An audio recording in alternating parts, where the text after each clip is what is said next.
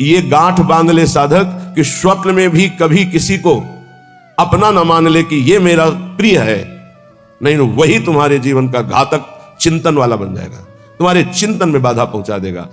ये माया पहले झुक के आती है, क्योंकि अगर सीधे युद्ध का चैलेंज दे के आवे तो साधक कभी परास्त ही नहीं हो सकता, क्योंकि भगवत पार्षद है। साधक जब मारा गया तो दया में मारा गया। इन शब्दों को बहुत ध्यान से सुनना। ये सत्संग है भगवत प्राप्ति के लिए, चाहे गृहस्थ साधक हो या विरक्त साधक। कभी माया ऐसे चैलेंज करके नहीं आती संतों के पास, साधकों के पास, भक्तों के पास, क्योंकि जानती चैलेंज करने पर इनका स्वामी खड़ा हो जाएगा, और स्वामी साथ खड़े तो वो दासी है माया, सामने टिकेगी नहीं, भाग जाएगी। वो बड़ी चतुरता से आती, प्रवीणता से झुक के आती है और झुका के रौंद के जाती है। ये लिख लो कागज में, चाहे दिमाग में लिख लो। झुक के आती है और झुका के रौंद के रुला के फिर उन संतों का अनुभव निकलता है। स्वप्न में भी कभी किसी को अपना ना माने। यहां जीवन में ये बात लिख लेनी चाहिए। ये अनुभव की बात है। विक्षेप त्रिभुवन में कोई नहीं डाल सकता। विक्षेप वही डाल सकता है जिसको अपना माना है, बस। वो चाहे वस्तु हो, चाहे व्यक्ति हो, चाहे स्थान हो, जिसे अपना मान लोगे वही तुम्हारे भगवत चिंतन में बाधा खड़ी कर सकता है, अन्यथा किसी की ताकत ही नहीं है। और हम अपना कब किसको मानते हैं? जब कोई झुक के रो के आता है तो दया से द्रवित होकर के जे भी उसे स्वीकार करता है तो उसकी दया का दुरुपयोग करके रौंदते रौंदते उसे भगवत विमुख करने की पूरी चेष्टा की जाती है। ये माया है। इसलिए असंगोहम पुरुषः, जिसने ये ब्रह्म सूत्र अपने जीवन में धारण किया, ये हम बहुत चूक की बात बता रहे हैं। दया बिना साधु कसाई, दया करी तो आफत आई। जीवन में ये अनुभव की बात बता रहा हूं। जब कभी चूक हुई है तो दया के कारण हुई है, और जब कभी कोई विघ्न साधना में पड़ता है तो साधु की दया उसे फंसाती है। इसलिए वो दया जो हमारे प्रभु के चिंतन में बाधा पहुंचा दे, कभी नहीं। दया दूर से करनी चाहिए। उपदेश कर दे भगवत नाम वाणी लीला का और छोड़ दे। पर होता क्या है, ये समर्थों को उपदेश दिया जाता है। जिनको अपने बल से उठाकर भगवत प्राप्ति करानी होती है उनको उपदेश नहीं दिया जाता, उनको गोद में लेकर चला जाता है। पर ऐसे गोद में लेकर चलने के लिए चाहे अपनी दुर्गति हो जाए पर उनकी दुर्गति ना होने पावे, ऐसा स्वभाव संतों का, तो उनको दुख भोगना पड़ता है। यद्यपि उनकी महानता है पर उनको दुख भोगना पड़ता है। ये संसार उनको रुलाता है, ये संसार उनको पीटता है, ये संसार उनको मारता है, संसार उनके शरीर को नष्ट कर देता है। कितने उदाहरण हैं। अगर साधक निर्विघ्न परमात्मानंद में स्थित होना है तो दया किस पे करनी है? किसी पे नहीं। क्यों? क्योंकि सब भगवान का स्वरूप है। हम खुद दया के पात्र हैं। सब हम पर दया करें, हाथ जोड़ के तृणादपि सुनीचेन तो निकल जाओगे। और अगर गुरु बने दया करके परम पद प्राप्ति कराने के लिए, तो उदारता है, ये उसका स्वभाव है। पर रो के यहां से जाना पड़ेगा, पिट के यहां से जाना पड़ेगा, और नाना प्रकार के प्रहार को सह के जाना पड़ेगा। ये बहुत आंतरिक बात कह रहा हूं, अगर समझ पाओ तो समझ लेना, नहीं आगे माया समझा देगी आपको। सिर्फ अपनी बात मनानी, उसकी बात नहीं माननी। सिर्फ अपनी निष्ठा में रहना है, उसकी तरफ झुकना नहीं, तो बात बन जाएगी, अन्यथा नहीं बनेगी। अगर ये रहा कि मुझे अपनी बात बनाने के लिए मुझे इसकी बात माननी, तो ध्यान रखना जीवन भर पछताना पड़ेगा, जीवन भर रोना पड़ेगा, और उसका कल्याण हो कि नहीं फिर संशय हो जाएगा। क्योंकि श्रद्धा शासन से प्रकट होती है, दुलार से नहीं। श्रद्धा कभी किसी की सुरक्षित रखनी है, उसकी श्रद्धा बढ़ानी है, तो कभी किसी को दुलार ना करे, ये गांठ बांध ले। आप इस भाषा को नहीं समझ पाएंगे, लेकिन इसको मान लोगे तो जीत जाओगे माया पर। संतों के अनुभव सुने जाते हैं, वो किसी राग द्वेष से युक्त नहीं होते, वो परमात्मा साक्षात्कार कराने वाले होते हैं। कभी भी साधक को, संत को, उपदेशक को दया करके, द्रवित होकर, अपने सिद्धांत का त्याग करके उसको सुधारने के लिए कभी ना झुके। अगर अपने सिद्धांत से उसका उद्धार होता है तो ठीक है, अपने सिद्धांत को त्याग दिया तो जीवन भर पश्चाताप रहेगा और सामने वाले का उद्धार नहीं हो सकता। ये खूब सूक्ष्मता से रात रात भर भगवत चिंतन करके उसका अनुभव कि उपासक की ये गलती हो जाती है। अपने लोग किसी भी बात को, किसी भी घटना को घुस करके, हुए घुनाक्षर न्याय, जो जैसे घुन गेहूं को ऊपर पूरा सुरक्षित रखता है और एक जगह से छेद करके अंदर जाता है और पूरा का पूरा माल ले लेता है, केवल खोखा रह जाता है, ऐसे उसे घुनाक्षर न्याय कहते हैं। किसी भी घटना, किसी भी शब्द पर घुस जाना और उसके रहस्य को निकाल करके ज्यों का त्यों ऐसा अनुभव करना, ये उपासक बड़े बड़े संतों से गलती हो जाती है, और इसी गलती का नाम साधुता है। इसी गलती का नाम साधुता है कि वो अपनी गति दुर्गति का ध्यान न रख करके पामर जीवों को परम पद प्रदान करने के लिए नीचे उतर जाते हैं। आओ हमारे सर पर पैर रखो और भगवत प्राप्ति करो। हम जैसे हैं वैसे प्रियालाल के हैं। हमारे प्रियालाल में अपार सामर्थ्य है।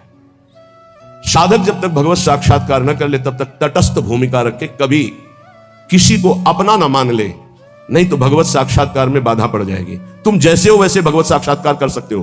हमारी बात ध्यान रखना। काम है, क्रोध है, लोभ है, चिंता मत करो। ये नारकी गति प्रदान करने वाले शत्रु हैं, पर हम जिनके शरणागत हैं उनके प्रभाव से, जैसे जंगहा लोहा पारस के प्रभाव से सोना बन जाता है, तो पारस भी तो जड़ है। जड़ पारस अपना स्वभाव नहीं छोड़ती, तो चैतन्य घन परमात्मा और हमारी स्वामिनी किशोरी जो वो अपना स्वभाव कैसे छोड़ देंगी? उनका स्वभाव ही है जो उनकी शरण में आ गया उससे निर्मल कर देना, प्रेम प्रदान कर देना। पर अपना कोई एक स्वप्न में भी नहीं होना चाहिए।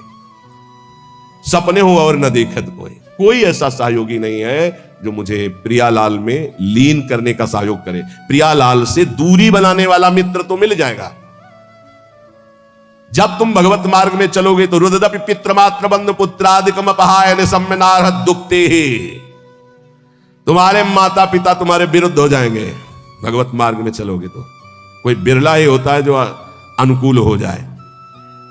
बहुत कठोर हृदय भगवत मार्ग में चाहिए। ममता से लड़ने के लिए कठोर हृदय चाहिए, समता में स्थित होने के लिए सहृदय चाहिए। दोनों बात होना, ये हमारे प्रभु के सद्गुण हैं। कुसुम से भी कोमल और वज्र से भी कठोर, अपने शब्द के लिए कठोर, और ये अपनापन जहां प्रभु में समर्पित हुआ तो सहृदय। इसको समेटो अपनेपन को।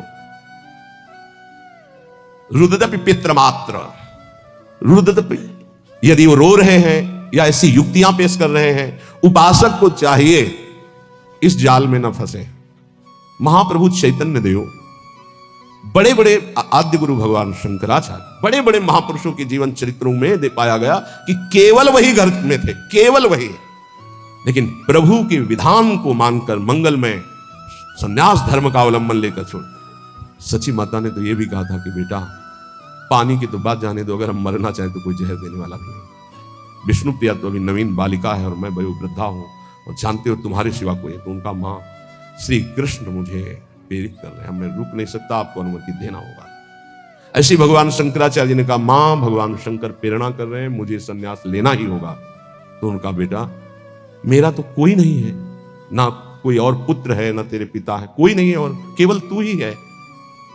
उनका मां बिना अनुमति के संन्यास लिया नहीं जाता, और आपकी अनुमति अनिवार्य है, तो क्या आप मुझे अनुमति नहीं देंगे? तो बेटा कैसे दे सकते हो? तो चलो मां गंगा स्नान करने चलते गए। वो तो महायोगी थे, मगरमच्छ प्रकट कर दिया। बोले मां मुझे मगरमच्छ खा रहा है। अरे बोले बेटा मैं वृद्धा हूं, कैसे बचा सकती हूँ? बोले संन्यास की अनुमति देके कह दो संन्यास। बोले बेटा मगरमच्छ से तो अच्छा है तुम जिंदा रहो, संन्यास ले लो। अनुमति हो गई, मगरमच्छ ध्यान हो गया। तो उनका बेटा अंतिम संस्कार करने वाले तो तुम ही हो। तो उनका मां वचन देता हूं कहीं भी होऊंगा और सुनूंगा कि मां का शरीर पूरा हो रहा है तो अंतिम संस्कार मैं करूंगा। आकर के दंड रख करके शिष्य को दे करके भगवान शंकराचार्य ने मां का संस्कार किया। रुददपि पितृमात्र बंधु पुत्रादिकम अपहाय निशम्य नारह दुक्तिये, कोई युक्ति तुम्हें भगवान मार्ग से विमुख न कर पावे। बड़े प्रलोभन, बड़े भय, कमर कस के चलना इस मार्ग में। श्रीपाद कह रहे हैं, हृदय परम कठोरताम दधानो द्रुत मवलोकय कृष्ण केलि कुंजम। हृदय परम कठोरताम, इस मार्ग में चलने वाले को हृदय को बहुत कठोर रखना पड़ता है। और कठोर ऐसा जैसे नारियल, अंदर एकदम कोमल, बाहर एकदम कठोर। बाहर नारियल जैसा रहे ना, नारियल का देखते हो जटा, फिर कठोरता उसकी खप्पर की, और अंदर देखो बड़ा मुलायम मीठी गरी। ऐसे संत होते हैं, हृदय से एकदम कोमल, बाहर से एकदम कठोर, उनको जल्दी कोई पहचान नहीं सकता। हृदय परम कठोरताम दधानो द्रुत मवलोकय कृष्ण केलि कुंजम। यदि तुम मेरी ये बात मान गए और हृदय को कठोर कर लिया और ममता का त्याग करके निरंतर भजन किए, तो इसी जन्म में तुम श्री कृष्ण केलि कुंजम, श्री कृष्ण केलि कुंजम क्या, राधा केलि कुंजम, हाँ श्री राधा केलि कुंजम प्रवेश हो जाएगा श्री जी की केलि कुंज में। ये संपूर्ण वृंदावन राधा केलि कुंज है, प्रियालाल की केलि कुंज है। मान जाओ, हम ये नहीं कह रहे कि हमारे भाव कहने का कि आप सन्यास ले लो, नहीं ये कहने के। हृदय को मोह ममता रहित करके उन्हीं के बीच में रखकर उनकी सेवा करते हुए खूब भजन करो। बोले तुमने क्यों नहीं किया? हमारे भाग्य में लिखा था। ये तुम्हारे लोगों के भाग्य में लिख दिया है। किसने लिखा है? ब्रह्मा ने नहीं लिखा, गुरु ने लिखा है। ये ब्रह्मा के लिखे भाग्य से नहीं, कुंडली देख लो अपनी, निकलवा लो कुंडली, उसमें लिखा हो कि बाबा जी बनेगा तो हमें बताना। ये गुरु भाग्य बदल दिए।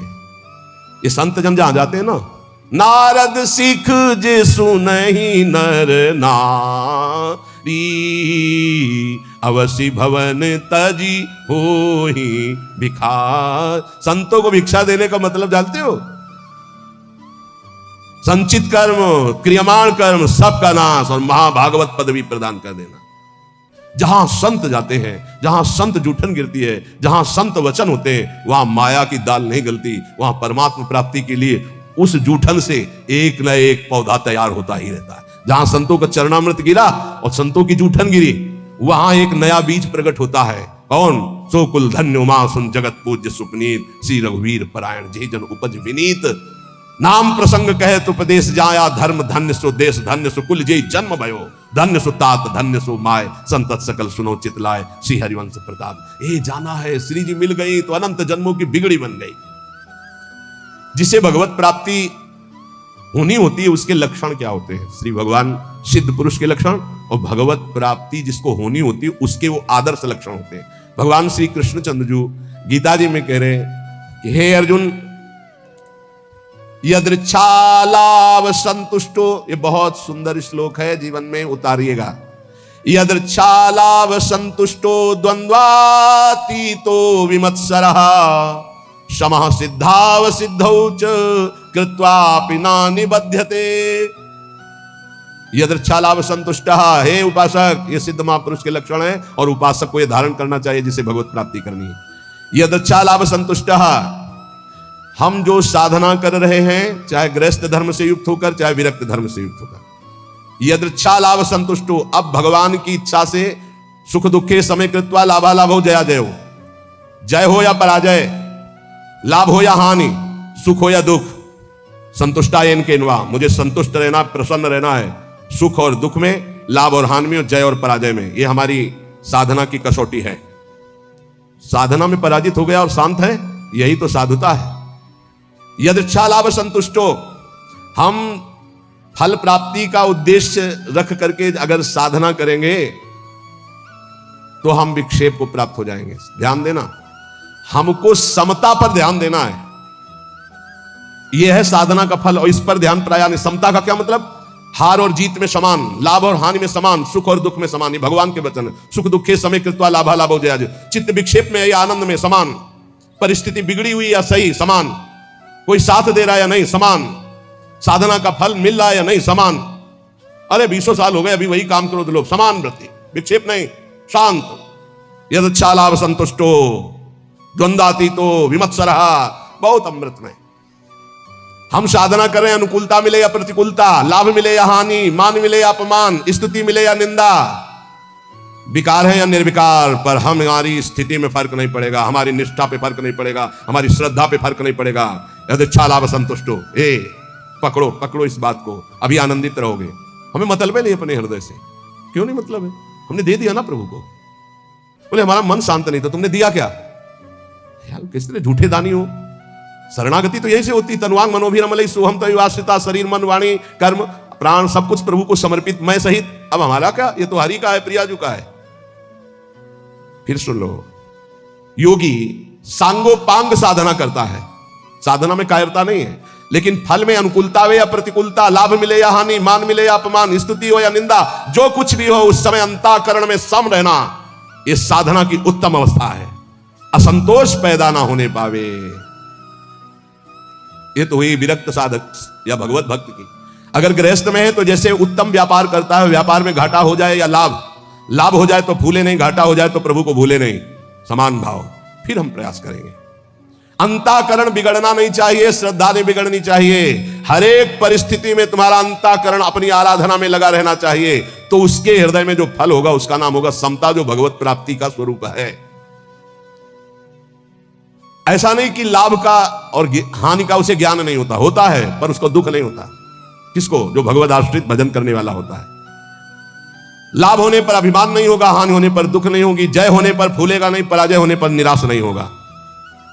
परिणाम में सुखी दुखी ना होना यह साधक का लक्षण है, परिणाम में सुखी दुखी होना यह संसारी पुरुष का लक्षण है। साधक का अंतःकरण अनुकूलता प्रतिकूलता के असर से ऊपर होता है। संसारी पुरुष का हृदय अनुकूलता पे हर्षित होता है, प्रतिकूलता पे रोता है, शोकित होता है। तुम संसारी पुरुष नहीं हो, घबराना नहीं, क्योंकि तुम साधक हो, भगवान के शरणागत हो। अंतःकरण में तुम्हारे ऊपर कोई प्रभाव नहीं पड़ना चाहिए अनुकूलता या प्रतिकूलता का। ये कब? जब पापाचरण नहीं होंगे तब। पापाचरण होंगे तो केवल बातें सुनोगे, इसका प्रभाव पड़ेगा। यदृच्छा लाभ संतुष्टा, जैसे प्रभु तुम्हें रख रहे, जोई जोई प्यारो करे सोई मोई भावे। देख लो, प्यारे हराना चाहते तो हम जीतना क्यों चाहें? हम राजी है। प्यारे दुख में रखना चाहते तो हम सुखी क्यों होना चाहें? हमें दुख वो सुख से भी बढ़कर है जो हमारे प्यारे हैं। बने तो रघुबरते बने, वो बिगड़े तो भरपूर। हम उस बिगड़ने पर भी सुखी हैं, क्योंकि प्रभु के विधान से हो रहा, मैंने थोड़ी सोचा है। यदि इच्छा लाभ संतुष्टा, पहला बैठा लो। किसी भी स्थिति में विचलित नहीं होना, किसी भी स्थिति में नहीं, ऐसा नहीं होता। लाभ हो या हानि हो, अनुकूलता हो या प्रतिकूलता हो, मान हो या अपमान हो, निंदा हो या स्थिति हो, समान भाव रख के तब माना जाएगा इष्ट प्रेम या गुरु प्रेम। जोई जोई प्यारो करे सोई मोई भावे। ये कोई सरल भाव नहीं है। प्यारे ने कैंसर दे दिया, भावे गाओ जोई जोई प्यारो करे सोई मोई भावे। अनुकूलता में तो सब गाते जोई जोई प्यारो करे सोई, प्रतिकूलता में गाओ जोई जोई प्यारो करे सोई मोई भावे। आगे कह रहे द्वंद्वाती तो विमत्सरहा, जो भगवान का भक्त होता है उस पर किसी भी द्वंद्व का प्रभाव नहीं पड़ता, सिद्ध महापुरुष पर। पूज्यपाद श्री उड़िया बाबा जी महाराज प्रभुदत्त ब्रह्मचारी जी ने बहुत बड़ा संत संगोष्ठी रखी थी, जिसमें हरि बाबा और उड़िया बाबा भी पधारे थे। तो उस समय एक सन्यासी महान जो भारत में यश प्राप्त किए हुए थे, उनके गुरुजन, सिद्ध महापुरुषों की स्वाभाविक यश कीर्ति होती रहती है, तो उससे जो भगवत तत्व के ज्ञान होना और भगवत तत्व का बोध होना, इसमें अंतर होता है। तो भगवत तत्व के ज्ञानी थे वो, पर भगवत तत्व बोध संपन्न महापुरुष तो उड़िया बाबा थे। उन्होंने बस समस्या इतनी थी कि हरि बाबा जब घंटा बजाते थे तो सबसे पहले ओ नाद करवाते। तो इसका विरोध हुआ कि ये केवल अमुक ही बोल सकते हैं, हर वर्ण के नहीं बोल सकते हैं। उड़िया बाबा से कहा गया कि आप वहां बैठते हैं, आप इसका विरोध क्यों नहीं करते? उड़िया बाबा ने कहा हरि स्वयं हरि हैं, हरि बाबा स्वयं हरि हैं, वो जो कुछ करते हैं सब परम धर्म है, हम उनका विरोध नहीं कर सकते। इसी बात को लेकर के बाबा की बहुत निंदा की भरी सभा में बाबा बैठे थे, पद्मासन लगाए। बाबा के बड़े बड़े व्याकरणाचार्य, बड़े बड़े ब्रह्मबोध संपन्न महापुरुष संग में रहते थे उड़िया बाबा के।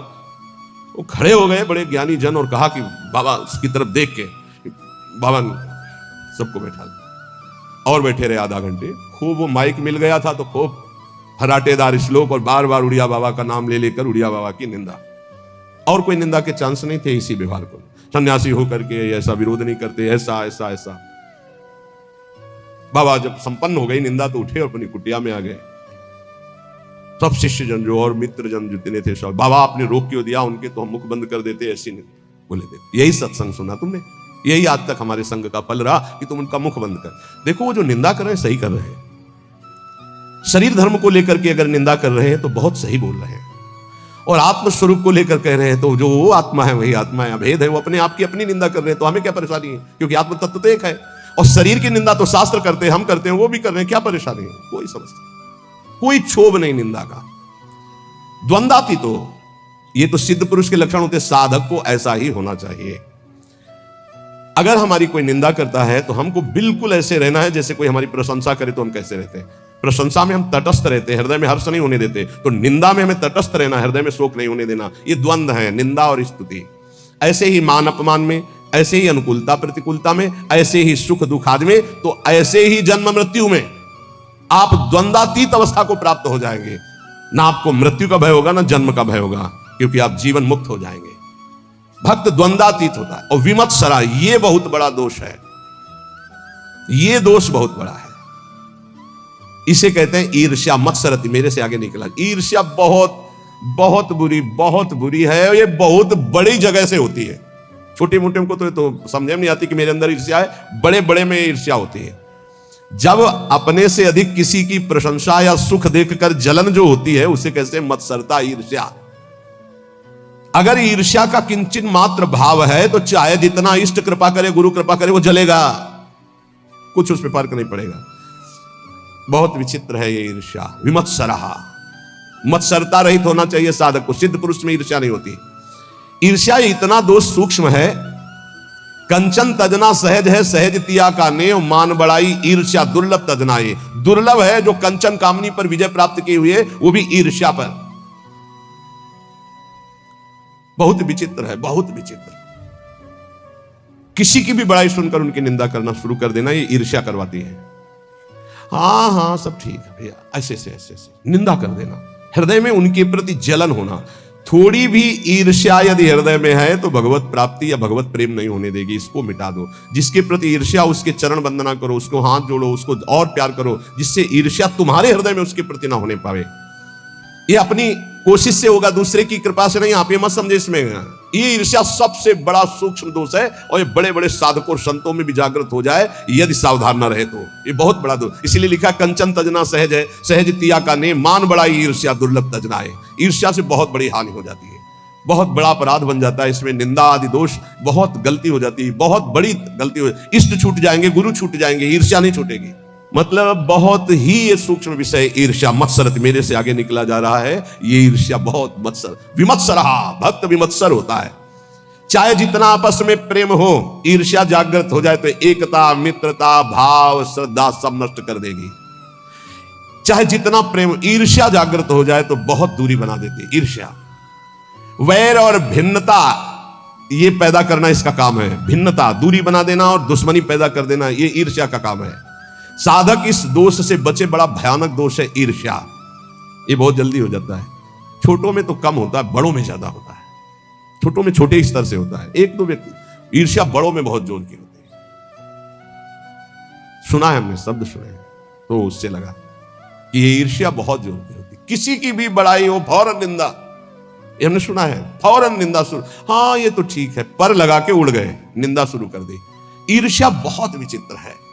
अपने में गुणाभिमान और दूसरे में दोष दर्शन, ये ईर्ष्या करा देती है। और सारी तपस्या भजन सब खो देता है ईर्ष्यालु। कुछ नहीं रह जाता ईर्ष्यालु के हृदय में। इसलिए भगवान कह रहे हैं विमत्सरा। सिद्ध पुरुष में तो होती नहीं है, और साधक में इसे मिटानी होती। स्वयं से मिटेगी, ये बात ध्यान रखना। लाख उपाय करके देख लिया, नहीं गई। स्वयं से मिटना है। स्वयं जब तक नहीं मिटाना चाहोगे, ईर्ष्या नहीं मिटेगी। ईर्ष्या जिधर झुक जाए उधर द्वेष पैदा कर दे, लड़ाई झगड़ा पैदा कर दे और नाश शुरू कर देती ईर्ष्या। बहुत बहुत विचित्र। बहुत गुरु की बढ़ोतरी देखकर शिष्य को ईर्ष्या हो सकती है। ईर्ष्या शिष्य को सूली पे चढ़वा दिया, जहर खवा दिया, मारने का संयोग बना दिया। बहुत से ऐसे उदाहरण पाए गए। ईर्ष्या। भला सदगुरु परब्रह्म, उनकी महिमा को देखकर ईर्ष्या कैसे हो सकती है? हो जाती है। जब अपने में गुणाभिमान होता है तो ईर्ष्या हो जाती है। यहां तक शिष्य की महिमा को देखकर गुरु के हृदय में ईर्ष्या पैदा हो गई।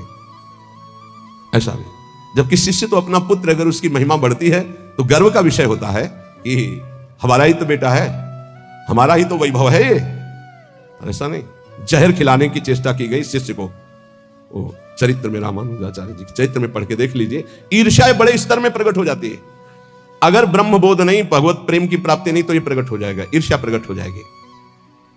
सदगुरुदेव भगवान के वचन। किसी भी क्रिया की प्रतिक्रिया ईर्ष्या से हो सकती है। किसी भी क्रिया की प्रतिक्रिया, ये गुरुजनों के प्रति भी हो सकती है, शिष्य के प्रति भी हो सकती है, मित्र के प्रति भी हो सकती है, बहन बहन में हो सकती है, भाई भाई में हो सकता है, पिता पुत्र में, कहीं भी ये ईर्ष्या हो सकती है। और ये सर्वनाश के सिवा इसका कोई परिणाम नहीं होता। केवल नाश और पतन के सिवा इसको कोई परिणाम नहीं होता। ये शब्द याद कर। ईर्ष्या का केवल, किसी और का नहीं, अपना। ईर्ष्या केवल नाश और पतन के सिवा और कुछ नहीं देती है। इसलिए सुखपूर्वक संसार बंधन से मुक्त होने के लिए इस ईर्ष्या का अवश्य त्याग करें। स्पष्ट समझ लीजिए। ये बहुत चिंतन करके अपने जीवन में फिर आपको बता रहे हैं। भगवत प्राप्ति में सबसे बड़ी बाधा क्या है? हमारा मन। मन का स्वरूप संकल्प विकल्प करके भोगों में फंसाना। मन से हमारी इतनी घनी दोस्ती हो गई है जन्म जन्मांतर से कि मन ने जो चाहा वो मेरी चाह है, यही बंधन है, यही बंधन, इसी को पकड़ना है। मन ने जो चाहा, मन चाहता क्या है? 5 ज्ञानेंद्रियों के द्वारा भोगे जाने वाले समस्त विषय, जितने त्रिभुवन में भोग हैं उन सबको 5 में स्थित कर दिया गया। शब्द, स्पर्श, रूप, रस, गंध और 5 ज्ञानेंद्रियों के द्वारा इनको जाना जाता है, ज्ञान होता है इनका। और इन भोगों को भोगने के लिए मन संकल्प विकल्प बनाता है। मन को मैं मानकर, मन को अपना मानकर हमारी दुर्गति हो गई, हम बंधन से युक्त हो गए, दुख पर दुख भोगते चले जा रहे हैं। सुख की लालसा से सुख भोग क्रिया परिणाम भयानक दुख, इसका मूल मन को सुधारना केवल इसकी मित्रता को हटा देने से होगा, दूसरा कोई उपाय नहीं है। ये आप अच्छे से समझ लीजिए। मन को यदि सुधारना है तो इससे दोस्ती हटानी पड़ेगी। बहुत कठिन है इससे दोस्ती छोड़ना। ये जो चाहता है वही मेरी चाह है, ऐसा हमें भ्रम हो गया है। ये अशांत तो हम अशांत, ये शांत तो हम शांत, ये भोगों में तो हमें चाहिए भोग, मैं भोगता। बड़ा विचित्र ये बंधन हो गया है। अगर समझ पा रहे हो, मन की दोस्ती, मन में तन्मयता, मन में अपनापन, यही हमारी मन की गुलामी का मुख्य कारण है। यही बंधन है। जब तक हम मन से दोस्ती नहीं हटा देंगे, मन में तदात्मता जो हो गई उसे नहीं हटाएंगे, अपनापन जो हो गया उसको नहीं हटाएंगे, तब तक इस पर शासन नहीं कर पाएंगे। जब तक मन को अधीन नहीं कर पाएंगे तब तक भजन नहीं हो सकता। भजन की बातें हो सकती हैं, फिर भजन की बातों से हम सम्मान चाहते हैं, रुपया चाहते हैं, नाना प्रकार के भोग चाहते हैं, मनोकामनाओं की पूर्ति चाहते हैं। वो इन के इन प्रकार फंसा के ही रखता है, वो मुक्त नहीं होने देता। इसीलिए शास्त्रों में कहा गया है, बंधन और मोक्ष का कारण तुम्हारा मन ही है। विषय चिंतन भोगों में लगा हुआ मन बंधन का कारण है, भगवत चिंतन प्रभु में लगा हुआ मन मोक्ष का कारण है। स्पष्ट वर्णन किया गया है। इसलिए धैर्य पूर्वक अंतर्मुख होकर के इस मन से दोस्ती हटा दीजिए। ये बिना सत्संग के आप इस युक्ति को नहीं जान पाएंगे।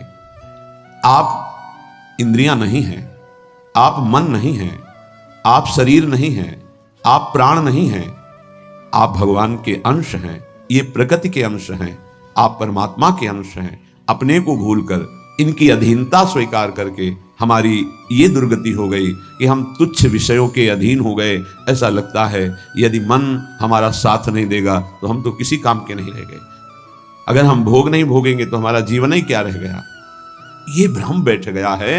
यद्यपि आप पूर्ण काम हैं, आपको किसी भी वस्तु व्यक्ति स्थान भोग की किंचन मात्र आवश्यकता नहीं है, पर आपका ये मन आपको अधीन करके भोगों में सुख है, यही जीवन है, यही लाभ है, ऐसा भ्रम करा दिया है। उसी भ्रम को दूर कराने के लिए श्री भगवान गुरुदेव के रूप से, शास्त्र रूप से, नाना प्रकार के धर्मार्थ कार्यों के रूप से, इससे मन पवित्र होगा। पवित्र मन निष्काम होता है, अपवित्र मन कामी होता है। जब तक मन पवित्र नहीं होगा तब तक प्रभु से प्रेम या प्रभु का तन्मयता पूर्वक भजन असंभव। निर्मल मन जन सो मोहि पावा। निर्मल मन प्रभु के नाम, प्रभु के धाम, प्रभु की लीला, प्रभु के रूप, इन्हीं से निर्मल होता है। संसार का नाम, संसार का रूप, संसार की जो त्रिगुणात्मका माया के द्वारा खेले जाने वाला खेल है, ये सब मलिन करने वाला है मन को, और हम इसी में लगाए हैं, इसीलिए हमारी दुर्दशा हो रही है। बिल्कुल सच्ची मानिए, ये हमारे इस समय शत्रु पक्ष का काम कर रहे हैं, मन और इंद्रियां। देखो, कई बार का ध्यान दीजिए, पैसा देके ये जानते हैं कि इसमें जो नाटक हो रहा है वो बिल्कुल झूठा है। आप जाते हैं, आप वहां 3 घंटे बैठते हैं, कोई मन को विक्षेप नहीं, कोई मन भागेगा नहीं कहीं, आराम से आपको 3 घंटे साथ देगा। लेकिन 30 मिनट माला उठाइए, देखिए फिर इसकी चाल कितना भागता है। तो शत्रु हुआ या मित्र? गलत कार्य के लिए पूरा तन्मयता होकर साथ देगा, भगवत कार्य के लिए एकदम खिलाफ हो जाएगा। तो इसकी चाल को नहीं समझ रहे। हमारा मन हमारा दुश्मन है इस समय। इससे हमारी मित्रता का मतलब है बंधन, मित्रता का मतलब है सर्वनाश। बहुत बहुत सावधानी की जरूरत है। ये मन 5 मिनट ऐसी चेष्टा करा देगा, आजीवन कारावास। कुछ क्षण ऐसी चेष्टा करा देगा, फांसी की सजा। कुछ क्षण ऐसे पाप करा देगा, नहीं कोई जानेगा, तो अंदर से भयानक रोगों की उत्पत्ति, अशांति, हृदय का हर समय दाह युक्त होकर जलना, बहुत प्रकार से कष्ट ही कष्ट देने वाला है। दुख योनया, इससे दुख ही प्रकट होता है। इसलिए उपासक अपने आप को और मन को अलग करना सीखे। मन की मांग जो सही है वो पास कर दीजिए, जो गलत है उसको ना कर दीजिए और बहुत जोर से ना कीजिए।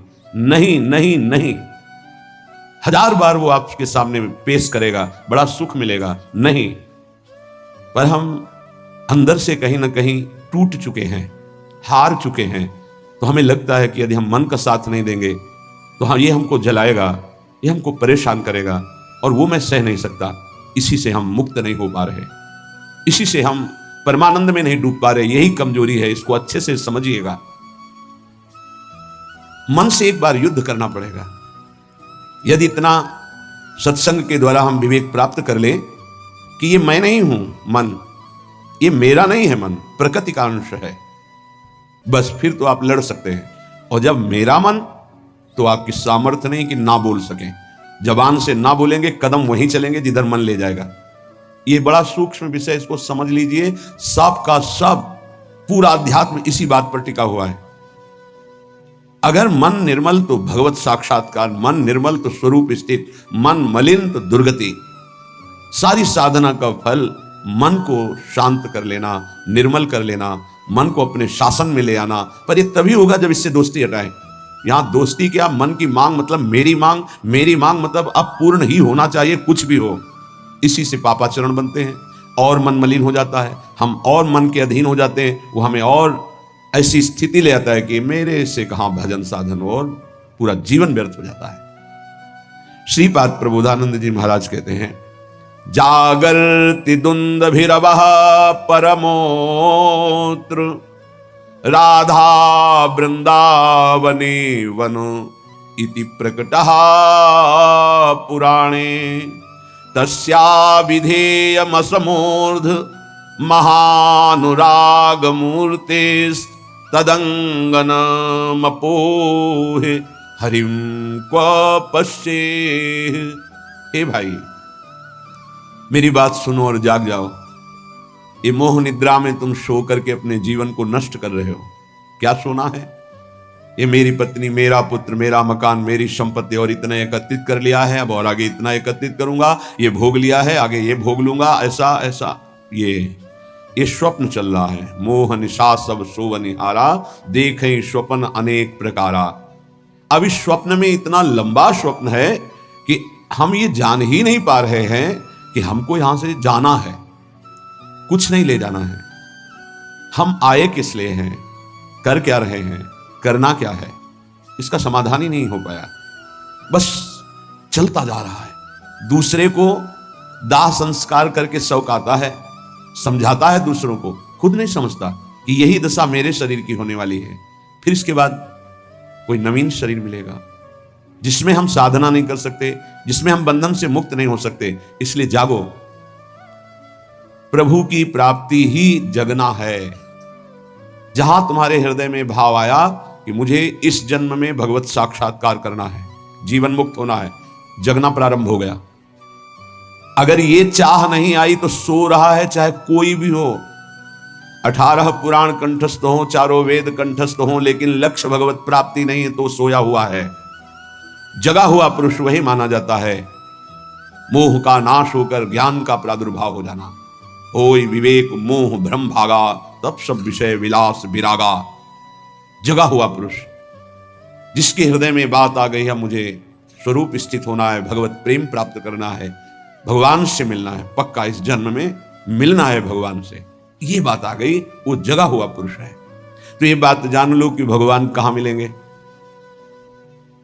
श्रीपाद कहें, ये हम डंके की चोट से कहते हैं कि हमारी लाडली जो परम पावन वृंदावन धाम में अभी इसी क्षण लीला परायण है।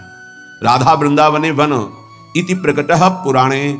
बहुत से शास्त्रों में ऐसा वर्णन, गर्ग संहिता देख लीजिए, पाताल खंड में ब्रह्म वैवर्त पुराण में बहुत सुंदर वर्णन है, जगह जगह वर्णन है। तो जहां हमारी किशोरी जो है वहीं प्रभु विराजमान है। अब सूक्ष्म विषय इसका, किशोरी जो प्रेम रूप है, जहां प्रेम है वहीं हरि है। प्रेम के बिना हरि का साक्षात्कार नहीं हो सकता। प्रेम का मूर्तिमान स्वरूप हमारी प्रिया जो है, इसीलिए हम कहते हैं राधा राधा राधा। क्योंकि राधा उच्चारण किया तो जिनका नाम राधा है वो देखें, और जिनको प्राण प्रिय है वो देखें। प्राण प्रिय है हरि को, हरि रसना राधा राधा रट, स्वयं हरि जो राधा राधा रटते हैं, और किशोरी जो प्रिया प्रीतम दोनों हमारी तरफ देखेंगे राधा उच्चारण से। तस्या विधेय मसमोर्ध महानुराग, किशोरी जी की कृपा से ही महाअनुराग प्रकट होता है। महाअनुराग में ही हरि का साक्षात्कार होता है, प्रिया प्रीतम का साक्षात्कार होता है। इसलिए अगर हमारे वाक्य को आप समझ पा रहे हो, श्रीपाद कह रहे हैं, तो आप वृंदावन का आश्रय ले लीजिए। अगर अखंड वास नहीं प्राप्त हो पा रहा तो आश्रय ले लीजिए, रजरानी का सेवन कीजिए, धाम आइए, बार बार यहां दर्शन कीजिए, प्रदक्षिणा परिक्रमा कीजिए, बैठकर एकांत में नाम जप कीजिए। बहुत बड़ा प्रभाव धाम में जो भजन करता है तो बहुत कई गुना बढ़ करके उसको लाभ मिलता है। इसलिए यहां बहुत जल्दी भगवत प्राप्ति होती है। मथुरा में 6 महीने में भगवत साक्षात्कार कर लिया ध्रुव जी ने। देखो 6 महीने भी बहुत होते हैं। अगर व्याकुलता बढ़ जाए, तन्मयता हो जाए, तो 6 मिनट में भगवान साक्षात्कार करा दें। वो बहुत कृपालु है। मिलंति चिंता मणिकोटि कोट्यः, अब ये बात समझनी है। स्वयं बहिर्दृष्टि मुपैति वा हरिः, तथापि वृंदावन धूलि धूसरम न देहमन्यत्र कदापि आतुमे। एक तरफ हरि है, एक तरफ करोड़ करोड़ प्रकार के सब भोग सामग्री, महान रत्न, रुपया, पैसा, सोना, चांदी, सब वैभव है। अब अगर पूछा जाए मन से कि किधर कदम बढ़ाओगे, तो इधर ही कदम बढ़ेगा, हरि की तरफ नहीं। बातें केवल हरि की होंगी, हरि की तरफ कदम नहीं। बहुत विचित्र माया है, बहुत विचित्र माया। देखो ना, मन समझा रहा है अभी भोग लो, हरि तो आगे मिल ही जाएंगे। आगे कब कब आगे मिल जाएंगे? कितने दिन की आयु है? हमारा मन हमको गलत सलाह देकर हृदय को अपवित्र करता रहता है, हम राजी बने रहते हैं। बड़ा धोखा हो रहा है, हम अपने साथ धोखा कर रहे हैं। पक्का समझो, केवल हरि प्राप्ति के लिए हम यहां आए हैं। अनंत जन्मों से भटक रहे हैं, अनंत जन्मों से, न जाने किस किस लोक में, किस किस योनियों में कितना कितना कष्ट वो सब भोग के आए हैं। माया ने सब विस्मृत कर दिया है। अब लगता है देखा जाएगा जो होगा। अरे देखने लायक नहीं रहोगे। ऐसा कष्टप्रद जीवन होता है कि कोई उपाय नहीं है। अन्य योनियों में कोई उपाय नहीं है। बहुत कष्टप्रद जीवन। देखो ना जीवों के साथ कैसा बर्ताव कर रहे हैं मनुष्य शरीर धारण करके। पता नहीं उनको कि यही दुर्गति उनकी होनी है। जीवित ऐसे जैसे पकोड़े तले जा रहे हैं, ऐसे जीवों को, ऐसे उनके, वो भी जीव हैं, वो हम ही तुम हैं, कर्म के अनुसार वो बन गए। क्या बर्ताव हो रहा है? वैसे भी जंगल में नाना प्रकार के कष्ट अन्य जीवों को प्राप्त होते हैं। अगर कांटा लग गया तो आप निकाल सकते, वो नहीं निकाल सकते। एकमात्र मानव देह है जिससे आप इस माया प्रपंच से मुक्त हो सकते हैं। यहां आना बुरा नहीं है, लेकिन कर्म बंधनों से आना बुरा है। जैसे जेल में दोनों रहते हैं, जेलर भी और कैदी भी। कैदी बन करके रहना ठीक नहीं, जेलर वहीं रहता है, उसको कोई बंधन थोड़ी। ऐसे ही कारक महापुरुष के रूप में जगत में आना बड़ा सुखद है। भगवान का यश गान करते हुए भगवत भाव में स्थित, भगवत स्वरूप में स्थित, लाखों बार भेजे प्रभु, कोई परेशानी नहीं। ये जो कर्म बंधन से युक्त होकर आना है, इसे मिटाना है। ये संसार तब तक दुखद है जब तक भोग वासना है। भोग वासना हटी की परमानंद ही है दसों दिशाओं में, क्योंकि वही साक्षात आनंद मूर्ति भगवान ही सब रूपों में। मत्तः परतरम नान्यत् किंचित् अस्ति धनंजय, किंचिन मात्र मेरे सिवा कोई नहीं है। वही परमानंद प्रभु विराजमान है। आपकी कसौटी है मिलत चिंतामणि कोटि कोट्यः स्वयं बहिर्दृष्टि मुपैति वा हरि। एक तरफ हरि है, एक तरफ नाना प्रकार के रत्न भोग सामग्री हैं। तुम्हारा मन उधर आकर्षित होगा, लेकिन तुम्हें उधर नहीं जाना, हरि की तरफ बढ़ाना है कदम। यहां तो बहुत छोटा स्तर गिरा हुआ है हमारी साधना का। अगर हमारे मनोनुकूल भोजन मिल गया तो प्रभु को भूल जाएंगे और उसका स्वाद लेने में हम समय अपना नष्ट कर देंगे। एक रसेंद्री का विषय, ऐसे हर इंद्री का विषय आप देख लीजिए। आपके मनोनुकूल कोई गाना, कोई नाटक, कोई सिनेमा, कोई आप देख लीजिए, प्रभु को भूल जाएंगे आप उस समय, और उस पर आपका मन तन्मय हो जाएगा। कितनी छोटी गिरी हुई स्थिति है। त्रिभुवन का कोई भी आकर्षण हमारा नाम न छुटवा पावे, भगवत स्मृति न छुटवा पावे, तब तो साधना मानी जाएगी। बिल्कुल सावधान। सीधाम वृंदावन का जो वास है, आश्रय है, ये बहुत जोर का है। आश्रय से ही भगवत प्राप्ति हो जाएगी अगर दृढ़ निष्ठा आ जाए। कोटि कोटि चिंतामणि रत्न आदि आपको प्राप्त हो तो भी तुम आश्रय मत छोड़ना प्रभु का, वृंदावन का, धाम का। पहली बात तो ये भगवत आश्रय कहीं भी रहोगे तो ये धाम आपको अपनी महिमा प्रकाशित कर देगा। कहीं भी आश्रय पक्का होना चाहिए। आश्रित हृदय वृंदावन का कैसा होता है कि जहां उसको अपने व्यवहार कार्य से फुर्सत मिली, भागा, जैसे कोई अपने घर को भागता है छुट्टी मिलने पर, ऐसे श्रीधाम भाग के आया। उससे कोई कहे अमुक जगह चलो, बहुत सुंदर वहां शोभा है प्रकृति की, वो नहीं जाएगा। नहीं, हमारा तो जीवन वृंदावन है, प्राण वृंदावन है, सर्वस्व वृंदावन है। वो बस भाग के वृंदावन, ये है वृंदावन का आश्रय। एक दिन का भी समय मिला तो कहीं नहीं, भागा वृंदावन की तरफ। एक बार बिहारी जी की दंडवत, एक बार वृंदावन की परिक्रमा की, फिर चला। आश्रय तत्व अगर पुष्ट होगा तो वृंदावन वहीं कृपा कर देगा। एक बात और बड़ी जोर की कह रहे कि जिनको वृंदावन वास मिल गया है उनके लिए खास बात, यदि आपको अखंड वृंदावन वास मिल गया है तो अब बहिर्दृष्टि में उपैति वा हरि, हरि भी वृंदावन की सीमा के बाहर आपको बुला रहे हो तो मत जाना। जैसा श्रीपाद श्लोक में लिख रहे हैं, श्री भट्ट देवाचार्य जी उसे पद में लिख रहे हैं, विपिन राज सीमा के बाहर हरिहू को न निहाल, रे मन वृंदा विपिन निहाल। यद्यपि मिले कोटि चिंतामणि तऊ न हाथ पसार। बिल्कुल उसी की टीका है, मानो जय श्री भट्ट धूलि धूसरतन ये आशा और तथापि वृंदावन धूलि धूसरम न देह मन्यत्र कदापि आ तुम्हें। वृंदावन की रज से सना हुआ हमारा शरीर और अंतिम श्वास यही पूरी हो राधा, वो बात बन गई जो बड़ी बड़ी साधना से नहीं बनती, बड़ी बड़ी साधना से। अंदर की खास बात है, अपने को भूल जाना और प्रभु के चिंतन में तन्मय हो जाना, यह भक्ति का लक्षण है। सब कुछ भूल जाना, अपने स्वरूप में स्थित हो जाना, यह ज्ञान का है। इसके अलावा भगवान की माया का प्रभाव है। बड़ी विडंबना है, भगवान की कृपा से जब कोई साधन बनता है तो हम भगवान की कृपा ना कह करके, भगवान की कृपा ना मान करके हम उसमें अपना अहम आरोपित कर लेते हैं। इसलिए हमारी साधना बाधित हो जाती है और हम विक्षिप्त हो जाते हैं, विक्षेप पड़ जाता है साधना में। किसी के मुख से सुन रहे थे कि मैं केवल प्रवचन नहीं कर रहा हूं, इतना समय हो गया, ये नहीं खाया, ये नहीं पिया, ऐसा, ये त्याग। अरे सब देहाभिमान के अंतर्गत है, इसका कोई महत्व नहीं है। मछली जल में रह करके पूरा जीवन व्यतीत करती है केवल जल पी करके, केचुआ केवल मिट्टी खा के रहता है, कितने पंछी केवल फल खा के रहते हैं। क्या भगवत प्राप्ति हो जाती है क्या?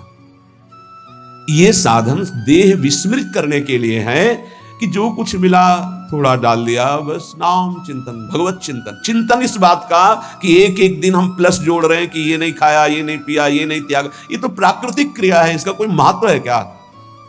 देह धर्म से युक्त होकर, देहाभिमान से युक्त होकर ऐसी चेष्टाओं में साधक उन्नति नहीं प्राप्त करता, गर्व करता है और पतन हो जाता है। महाराज ययाति का सुकृत नष्ट नहीं हो रहा था, बड़े समय से उत्तम लोकों में विमानों से घूम रहे थे।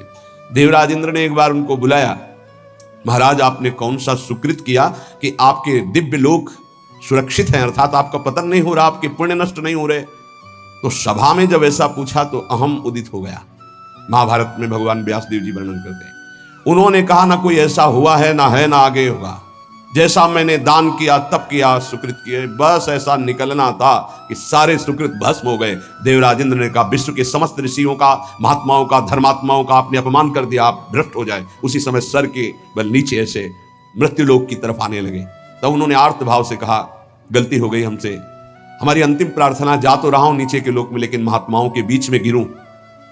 तो कुछ महात्मा ऐसे खड़े हुए, महाराज शिवी भी उसमें थे, भगवत चर्चा संभाषण कर रहे थे। देखा कोई तेजों में पतन की स्थिति से आ रहा है गिरता हुआ, तो ये कोई पुण्यात्मा है, रोक दिया अपने भजन बल से। जब ये जाना कि ये तो महाराज ययाति है, सारे सुकृत अपने दे दिए, तत्काल ऊपर से ऊपर चले गए। भजन का एक बल है, वो बल भगवान की कृपा से जुड़ा होना चाहिए। अगर अहम से जुड़ गया तो पतन होने में देर नहीं लगती। इस बात में साधक बहुत सावधान रहे। प्रायः ये अहम घूम करके ऐसे आ जाता, ऐसे शब्द साफ संतों की अवहेलना हो रही थी उनके मुख से, साफ संतों की। ऐसा कोई कर सकता है जैसा मैं कर रहा हूं? मैं कुछ नहीं है। ये खाना पीना, लेना देना, उठना बैठना, ये एक प्राकृतिक चेष्टाएं हैं। इनसे किसी की महात्मा स्थिति नहीं जानी जाती। महात्मा स्थिति हृदय की होती है, जो समस्त द्वंद्वों पर विजय प्राप्त कर चुका है। जो देहाभिमान रहित हो चुका है, जो तीनों शरीरों के राग का त्यागी, उसे महात्मा कहते हैं। बड़ा सूक्ष्म विषय अध्यात्म, इसीलिए करे अध्यात्म को समझने की जिज्ञासा करने वाला कोई लाखों में एक होता है, और अध्यात्म की जिज्ञासा पूर्ण करने वाला कोई करोड़ों में एक होता है। आप शास्त्रों में पढ़ के देखिए, हजारों जन्मों की पुण्य एकत्रित होते तब मुमुक्षुता जागृत होती, मैं मुक्त होना चाहता हूं। अरे भगवान की कृपा से कोई साधन बन जाए तो धन्य हो जाओ कि भगवान ने साधना करवा दी। कृपयतु मयि वृंदारण्य राज्ञी मनाग, प्रतिबहुल कृपारु स्नेह भाराद्रुदश्रु, फलतु तदनुकंपा कल्पवल्ली फलम त्वत्, भूतो मदिवसतिर्मे तत्प्रियाराम सीमनी। हे लाडली, हम पर अतिशय कृपा कर दो। हे वृंदावनेश्वरी, हम पर रीझ जाओ। ऐसी कृपा कर दो कि आपकी चरण चिन्हों से चिन्हित इस भूमि की सीमा से कभी बाहर ना जाऊं। ऐसी कृपा कर दो।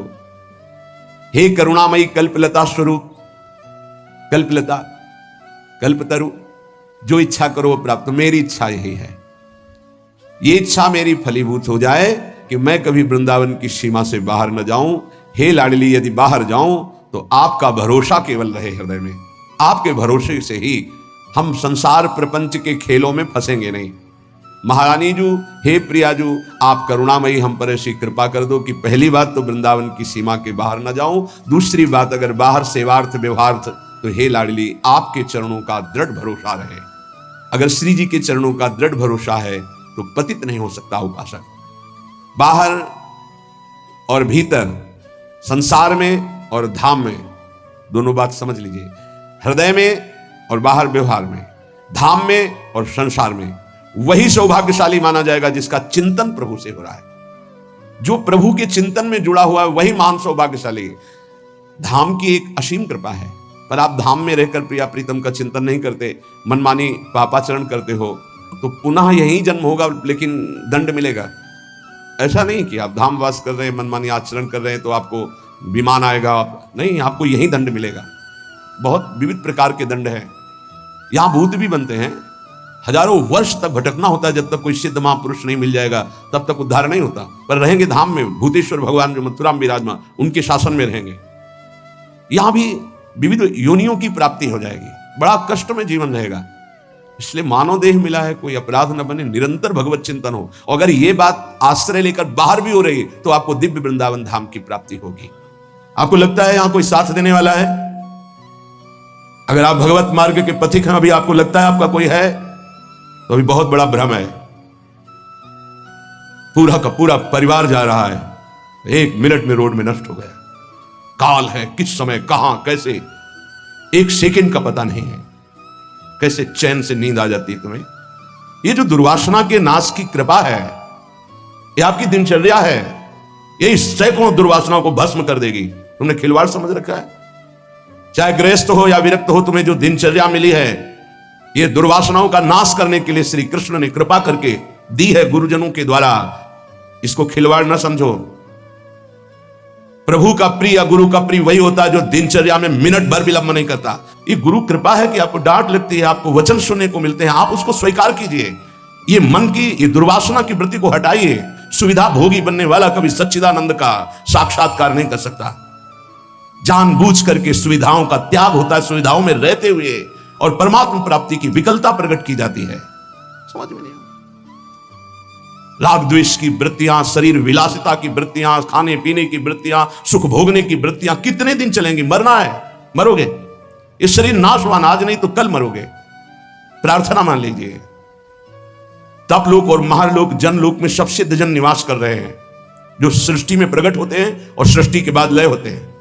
उनको एक बात का दुख पाया गया, संतों को, कि इस महान मानव देह में आकर के भी तुम भगवत प्राप्ति से वंचित हो।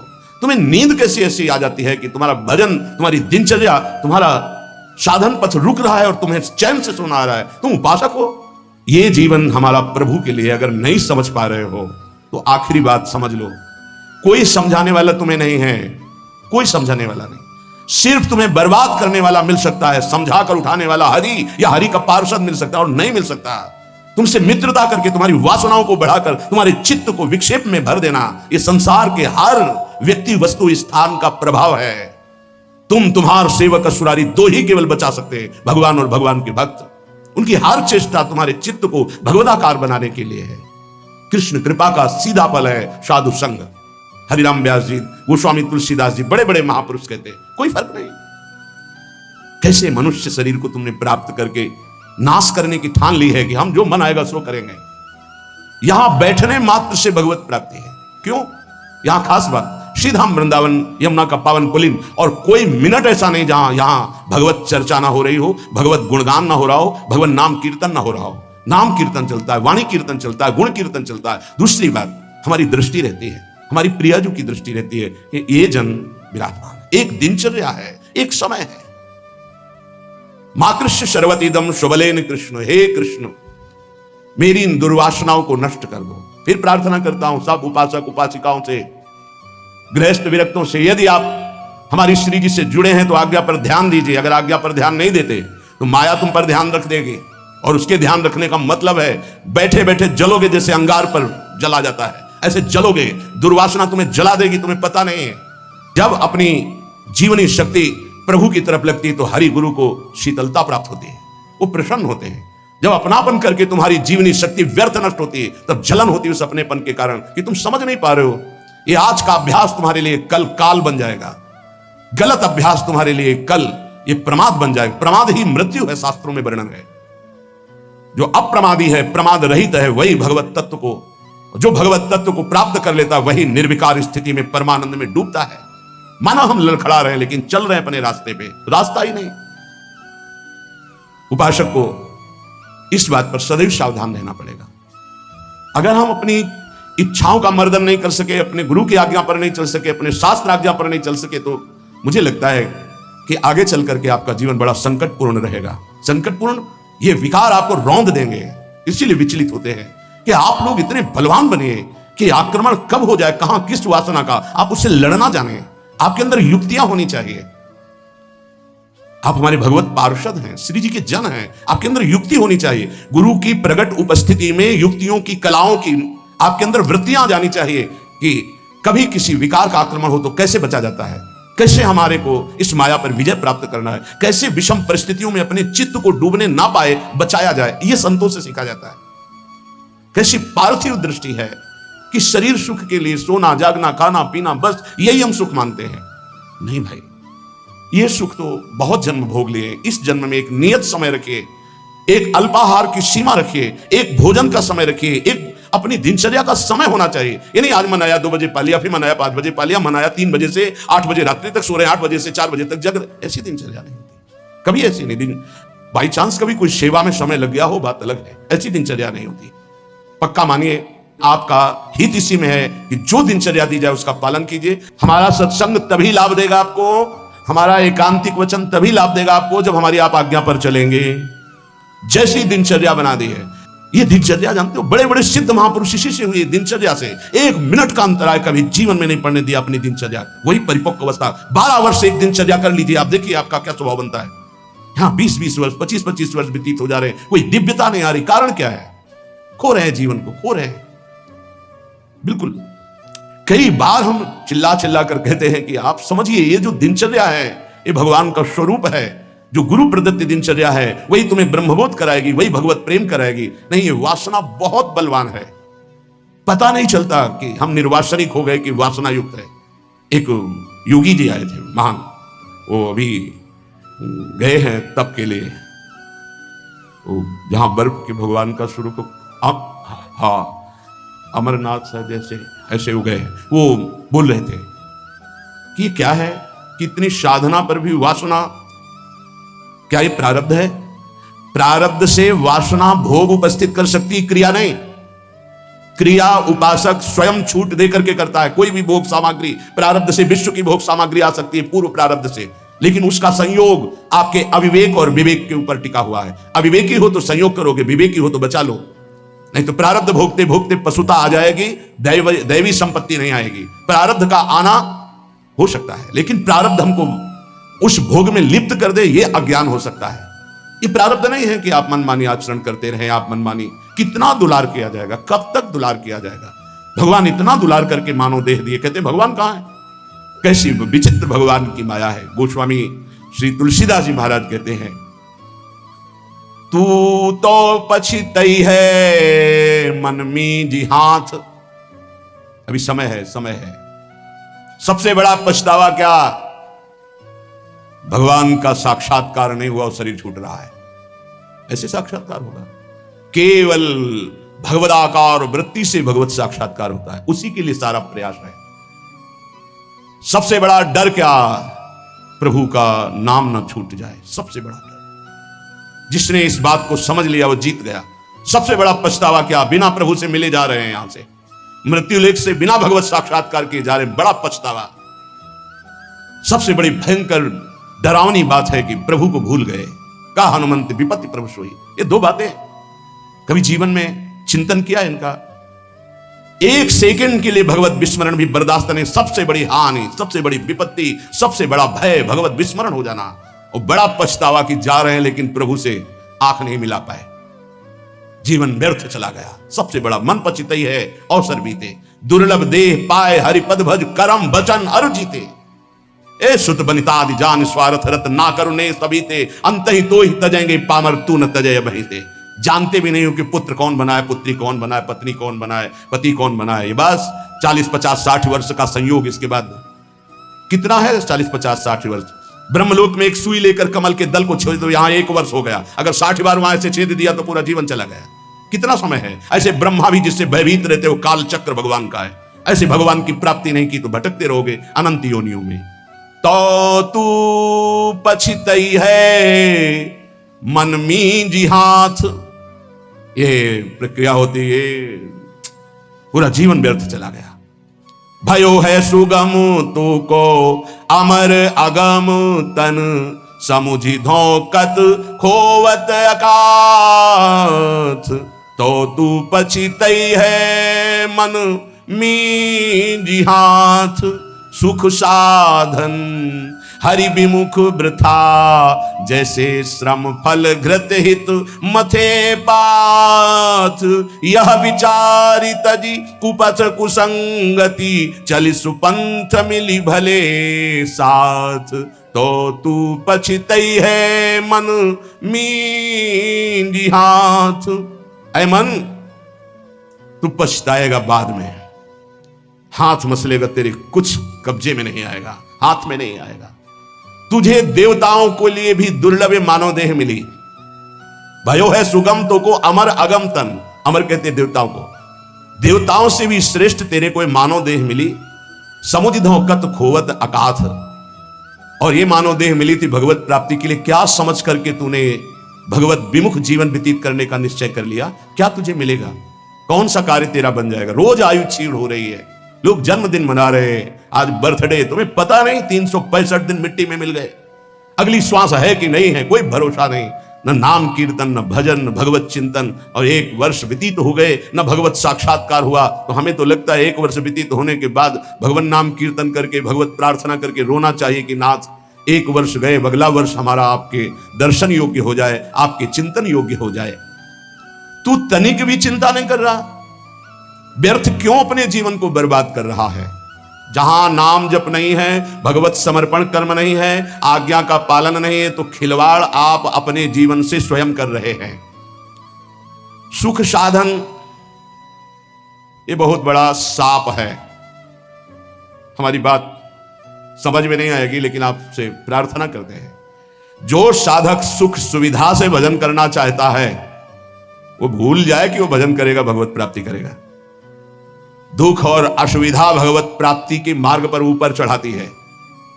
सुख और सुविधाओं का भोक्ता कभी भजनानंदी नहीं हो सकता, कभी नहीं। हाँ, वृत्ति भगवदाकार हो गई, उसे सिंहासन में बैठा ला जाए, महलों में रखा जाए, कोई फर्क नहीं पड़ने वाला। महलों में रखो चाहे झोपड़ी में वास दो, एक स्थिति होती है। अगर भगवदाकार वृत्ति करनी है तो एक सीमा में अपने जीवन को बांध ले। इतना आहार, ऐसे शयन, ऐसे अपने जीवन को, विश्व में किसी भोगों की कमी नहीं है। जब तक भगवदाकार वृत्ति न हो तब तक सुख सुविधाओं को नहीं। भूमि शयन वलकल वसन, जैसे शास्त्रों में वर्णन आता, तो चलो वलकल वसन की जगह कौपीनवंता खलु भाग्यवंता, मार्किन की कौपीन, मार्किन नीचे वसंग ढकने के लिए, आहार के लिए अल्पाहार, रात दिन भजन, भूमि शयन, जमीन में आसन लगा, चटाई बिछी। 50 साधक ऐसे हैं, उनके कमरे में जाओ तो कुछ है ही नहीं, एक चटाई बिछी हुई बस, एक अचल अंगूठी टंगी बस, वो भी तो साधक है। आहार जो श्री जी के द्वारा प्रदान हुआ, आकाश वृत्ति से आता है। आकाश वृत्ति परम पवित्र निर्मल, जैसे आकाश का जल निर्मल होता है, ऐसे आकाश वृत्ति जो आ गया उसी से भरण पोषण हो रहा। याचना नहीं, संकेत नहीं, जो प्रारब्धवशात श्री जी की कृपा से आ गया उसको अपने उदर में डाला। राधा राधा राधा, हमारा लक्ष्य है मरना, जीवित मर जाए उलट आप में समाये यह है दिलगिरी। ये झांसे में मत पड़ो माया के, ये खा लो, ये पी लो, ये सो लो, ऐसा गद्दा, ऐसी कंबल, ऐसा स्वेटर, ये सुख सुविधाएं अभी नहीं, फिर बाद में जो प्यारो करे सोई मोई भावे। अभी जो आज्ञा है उसके अनुसार चलेंगे। क्या नहीं देने की चेष्टा की राका बाका जी को ठाकुर जी ने? नहीं चाहिए, आपका दिया हुआ भी नहीं चाहिए, आप चाहिए, सिर्फ आप चाहिए। चलो हमारी वैसी स्थिति नहीं है, तो जितने से हमारे प्राणों का पोषण होता, शरीर निर्वाह होता, बस कह रहे सुख साधन हरि विमुख। दो भाव, यदि हरि से विमुख हो तो सुख साधन तुम्हें जलाएंगे, चिंता शोक भय प्रदान करेंगे। दूसरा भाव, ये सुख साधन तुम्हें हरि से विमुख कर देंगे। सुख साधन हरि विमुख, दो भाव है इसके। अगर हरि विमुख हो, सुख साधन है, तो जलते रहोगे, चिंता भय शोक मृत्यु इससे बच नहीं पाओगे। और अगर सुख साधन के भोक्ता हो तो हरि विमुख हो जाओगे, भजन में रुचि नहीं रह जाएगी। ये जीवन जो मिला है सोने के लिए नहीं मिला है, प्रभु प्राप्ति के लिए मिला है। उचित निद्रा, उचित शयन, ये भेड़िए की तरह बच्चों को डराने वाले विकार होते हैं, भगवत मार्ग के पथिकों को नहीं। हाँ, हम स्वयं स्वीकार करते इसलिए घुटने टेक देते हैं। अगर स्वयं स्वीकार ना करे तो विश्व ब्रह्मांड में कोई विकार नहीं है कि तुम्हारे को गिरा सके। तुम्हारी पार्षद हो, प्रियाजू के शरणागत हो। जब तुम स्वयं ललचा कर ये खिलौना चाहिए तो मेरी प्रियाजू कृपाल खेल ले जा। जब उब जाना तू बताना मेरे से, नहीं भगवत पार्षद को कोई गिरा सके, सीम की चाप सके को तासु बड़ रखवार रमापति जासु। ऐसे खिलवाड़ समझते हैं परमार्थ के पथिक हो करके। तुम्हें कोई गिरा सकता है, तुम गिरना चाहते हो इसलिए गिर सकते हो। अगर तुम गिरना ना चाहो तो कोई गिराने की सामर्थ्य नहीं रखता। साधन विषय सेवन जितना है, दोनों अलग अलग मार्ग है। विषय को साधन बना लो, साधन विषय ना बना लो, जीवन नष्ट हो जाएगा। नहीं समझ पा रहे, नहीं समझ पा रहे। गुरुजनों की रुचि देखी जाती है, क्या रुचि, मन मन की रुचि जाने नहीं विधि अनुसार। अनुमति तो सब ले रहे हैं, आज्ञा का पालन कौन कर रहे हैं? आज्ञा एक बार होती है, ऐसे चलो। फिर वो कृपाल होते हैं, अनुमति दे देते, चलो ऐसे चलो। क्या क्या तरीका क्या है? क्या आप अपने सुख सुविधा के द्वारा साधना के मार्ग पर चल सकते हो? खिलवाड़। आज्ञा पर जब चलना है तो परमार्थ का पथ प्रकाशित होना। इतना समझ लीजिए कि प्राण चाहे चले जाए, हम गुरु आज्ञा को उल्लंघन नहीं करेंगे। आप जीत गए। अगर आप ऐसा नहीं करेंगे तो आप परास्त हो जाएंगे। चाहे गृहस्थ मार्ग से परमार्थ में चले, चाहे विरक्त मार्ग से चले, दोनों के लिए वही भगवत प्राप्ति है, पर आज्ञा पालन। सुख साधन हरि विमुख, और हरि विमुख तो वृथा जैसे श्रम फल घृत हित मथे पाथ। पानी को चाहे जितना मथते रहो, कभी घी नहीं निकलने वाला। ऐसे ही सुख सुविधा में जो भजन करते हैं उसमें घी नहीं निकलने वाला, प्रेम रूपी पानी का मथना है। अगर सुख सुविधा से ही भगवत प्राप्ति होती तो रघुनाथ दास गोस्वामी के पिता और उनके भाई एक राजा महाराजा की तरह वैभव था। जब उनको स्कूल पढ़ने के लिए भेजा जाता था तो 4 साथ में अंग रक्षक और पालकी में बैठ के जाते थे, पूज्य श्री रघुनाथ दास गोस्वामी जी। लेकिन जब महाप्रभु चैतन्य देव के नाम कीर्तन को सुना तो हृदय व्याकुल हो गया कि जीवन का लाभ तो यही है। महाप्रभु ने अनुमति नहीं दी, नहीं तुम अभी पिता के घर में रहो। उनका भाग, अब भागे जगन्नाथपुरी गए। महाप्रभु के समय भूख प्यास सब सहते हुए पिता को जब पता चला कि वो नहीं आएंगे तो वैभव भेजने लगे। रसोईया सब सेवक, कोई सेवा स्वीकार नहीं की, और जगन्नाथ जी के गेट में खड़े होकर जो भिक्षुकों को मिलता वो पा। ये हम प्रभु के लिए निकले हैं, प्रभु के लिए हम तड़पे, कभी रोए, कभी कुछ समझ में आवे कि भगवान के लिए, प्रियाजू के लिए आपके हृदय में कुछ है, तब तो। नहीं तो हृदय जलता है कि कुछ मतलब नहीं प्रियालाल से, उनकी चाह ही नहीं है तुम्हारे अंदर। तुम्हें है कि तुम भजन बढ़ जाए, प्रियाजू के लिए रोना बढ़ जाए, प्रभु के लिए प्राण समर्पित हो जाए। ए भाई, ये है जीवन का लाभ, ये है साधन। सुख हरि विमुख वृथा जैसे श्रम फल घृत हित मथे पाथ। पानी मथरो, जीवन भर तो एक बूंद घी नहीं निकलेगा। ऐसे सुख सुविधा का भोगी मानता है कि मैं साधन कर रहा हूं, जीवन में कभी प्रेम घृत या ब्रह्मबोध घी नहीं निकलने वाला।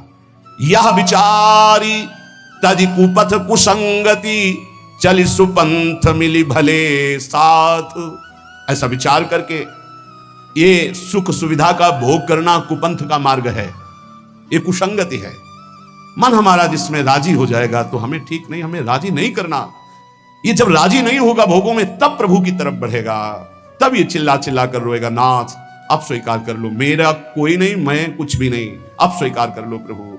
हारे को हरि नाम, अपबल तपबल और बाहुबल, चौथो बल है दाम। जब सब जगह से हट जाता है तब हारे को हरि नाम, हार गए हम। पर यहां सुख सुविधा का भोग सोचते हैं कि इससे भगवत प्राप्ति हो जाएगी। यह विचारी तजी कुपथ कुसंगति, बलिहारी है उनको। अर्थ का बल होता है बैंक बैलेंस का, भगवान का भरोसा नहीं रहता, बैंक बैलेंस का भरोसा रहता है। भगवान का भरोसा नहीं रहता, परिवार का भरोसा रहता है। भगवान का भरोसा नहीं रहता, अपनी बुद्धिमानी का भरोसा होता है। ये सब भरोसे आश्रय जब छूट जाते तब भगवान का आश्रय होता है। निराश्रित के आश्रय भगवान, अशरण के शरणागति प्रदान करने वाले भगवान। इस बात को समझो, शरणागति लाखों ले लिए, अशरण एक भी नहीं हुए तो शरणागति का रंग ही नहीं है। जो अशरण हुए वो शरणागति के रंग को प्राप्त हुए। सीधा साधा मार्ग है, सूधो चले आपने धर्म, रसिकन सो प्रीतम का है, कबहू काल व्रतानि। गृहस्थों तो क्या हुआ, क्या गृहस्थ भगवत प्राप्ति नहीं कर सकते? शिष्य के द्वारा किया हुआ पाप गुरु को भोगना पड़ता है, क्या समझते हो? यदि गुरु की आज्ञा का उल्लंघन करे तो समाज में गुरु को कह देना चाहिए मैंने तुम्हारा त्याग किया, तो बच जाएगा। अगर स्वीकार करता है तो शिष्य के द्वारा किया हुआ अपराध गुरु को भोगना पड़ता है। सो गुरु घोर नरक मा पड़े। इसीलिए जो सुलझे हुए महापुरुष होते हैं वो कभी शिष्य बुलाने की चेष्टा नहीं करते। कलिकाल है, उनको इससे मतलब नहीं हो। जैसे और पति पत्नी भाई रिश्तेदार नातेदार ऐसे एक संबंध और मान लिया गुरु, उनको ये मतलब नहीं कि मतलब क्या है। अरे कभी विचार करते हो कि तुम जो आचरण करते हो इसका हिसाब गुरुदेव के पास जाएगा, उनको भोगना पड़ेगा। क्या अपराध किया गुरुदेव ने जो तुम उनको दंड देने के लिए उद्यत हो चुके हो? यह विचार इत्यादि कुपथ कुसंगति चल सुपंथ मिली भले साथ। भले कौन है? राधा वल्लभ भजत भज भली भली सब होए। जो राधा वल्लभ प्रिया प्रीतम श्यामा श्याम हरि का भजन करते हैं भले हैं। इन्हीं भले का संग करो। अपने मन का जो कुपंथ में चलाने वाला है, ऐसे व्यक्ति का जो कुपंथ में चलाने वाला है, ऐसा संग त्याग दे। अंदर और बाहर दोनों कुसंग होता है। यह विचार तज कुपथ कुसंगति चल सुपंथ मिली भले साथ, नहीं तो तू पछतई है मन मींज हाथ, बाद में तुझे पछताना पड़ेगा। संसारी पुरुष का लक्षण है वो शरीर संबंधी भोग, शरीर संबंधी रिश्ते नाते, इन्हीं के चिंतन और विलास में अपना समय नष्ट करता है। उपासक का लक्षण है एक क्षण भी भगवदाकार वृत्ति से हटकर संसार का चिंतन न होने देना। संसार की तो बात जाने दो, अन्य साधनों में भी रति न होना। अपने आराध्य देव संबंधी उपासना के जो अंग हैं, नाम जप, नाम कीर्तन, वाणी गायन, वाणी श्रवण, श्रीअंग सेवा, समाज की भगवत भाव से सेवा, लीला चिंतन, ये हमारी उपासना का स्वरूप है। इसी से हमें भावदेह की प्राप्ति होती है। जब अभ्यास के द्वारा इन भक्ति के प्रेम लक्षणा, भक्ति का जो विशेष स्वरूप है उज्जवल प्रेम रस, इसी से प्राप्त होता है। जो उपासक अन्य साधनाओं की तरफ वृत्ति ले जाता है, राई के समचलत ही होत और की ओर। थोड़ा राई बहुत छोटा दाना होता है, अगर थोड़ा भी साधन में मिलावट हो जाए तो उपासना के उपास्य देव के रस में बाधा खड़ी हो जाएगी। ये उपासक बहुत ध्यान से समझ ले। अपनी उपासना जो गुरुदेव के द्वारा प्राप्त हुई है, राई भर भी यदि कोई मिलावट हो गई तो उपासना बाधित हो जाएगी। अब या में मिलौनी मिले न कछु, जब खेलत रास सदा बन में। यदि वृंदावन का आश्रय है, वास है, उपासना है, तो या में मिलौनी मिले न कछु, इसमें मिलौनी नहीं मिलनी चाहिए। अन्य कोई साधन पथ का अनुसरण करना, अपने उपास्य देव से विमुख हो जाना है। बहुत प्रकार का संग सत्संग नहीं होता। इष्टाकार वृत्ति हो जाए उसे सत्संग कहते हैं। तो इष्ट मिले और मन मिले, मिले भजन रस रीति, तहां निशंक है मिलिए तासों की जय प्रीति। यदि इष्ट नहीं मिल रहा और मन का तात्पर्य है यदि वो चरित्रहीन है, मनमानी आचरण करता है, तो इष्ट गुरु से विमुख है। हमारा मन नहीं मिलना चाहिए, ऐसे जनों से नहीं मिलना चाहिए। यद्यपि परम शनि ही, चाहे वो कितना प्रिय संबंधी, रिश्तेदार, नातेदार, मित्र कोई भी हो, जाके प्रिय न राम वैदे ही तजिए ताहि कोटि बैरिशम, लाखों बार सुना है, पर क्या आचरण में है? हमारे हृदय में ये बात बैठ जानी चाहिए कि जरा सा कुसंग हमारी उपासना के रंग में बाधा पहुंचा देगा। एक ड्रम दूध हो और एक खटाई की फांक छोड़ दो, सब फट जाएगा।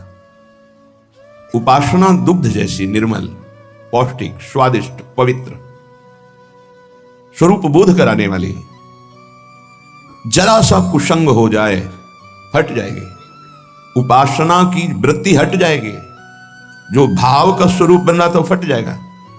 जैसे एक खटाई की फांक पड़ते ही एक ड्रम दूध पूरा फट जाएगा। ऐसे कपट व्यवहार करने वाले, ऐसे भगवत विमुख आचरण करने वाले कुसंगी जनों को मन कभी नहीं देना चाहिए। अगर हम मन देंगे तो हमारा मन उपासना से हट जाएगा। साधना की बड़ी सूक्ष्म वृत्ति होती है, कभी कभी मन प्रभु में नहीं लगता, तो उपासक को उबने की जरूरत नहीं है, धैर्य की जरूरत है उस समय कि उसका मन किसी विषय में विषयाकार ना होने लगे।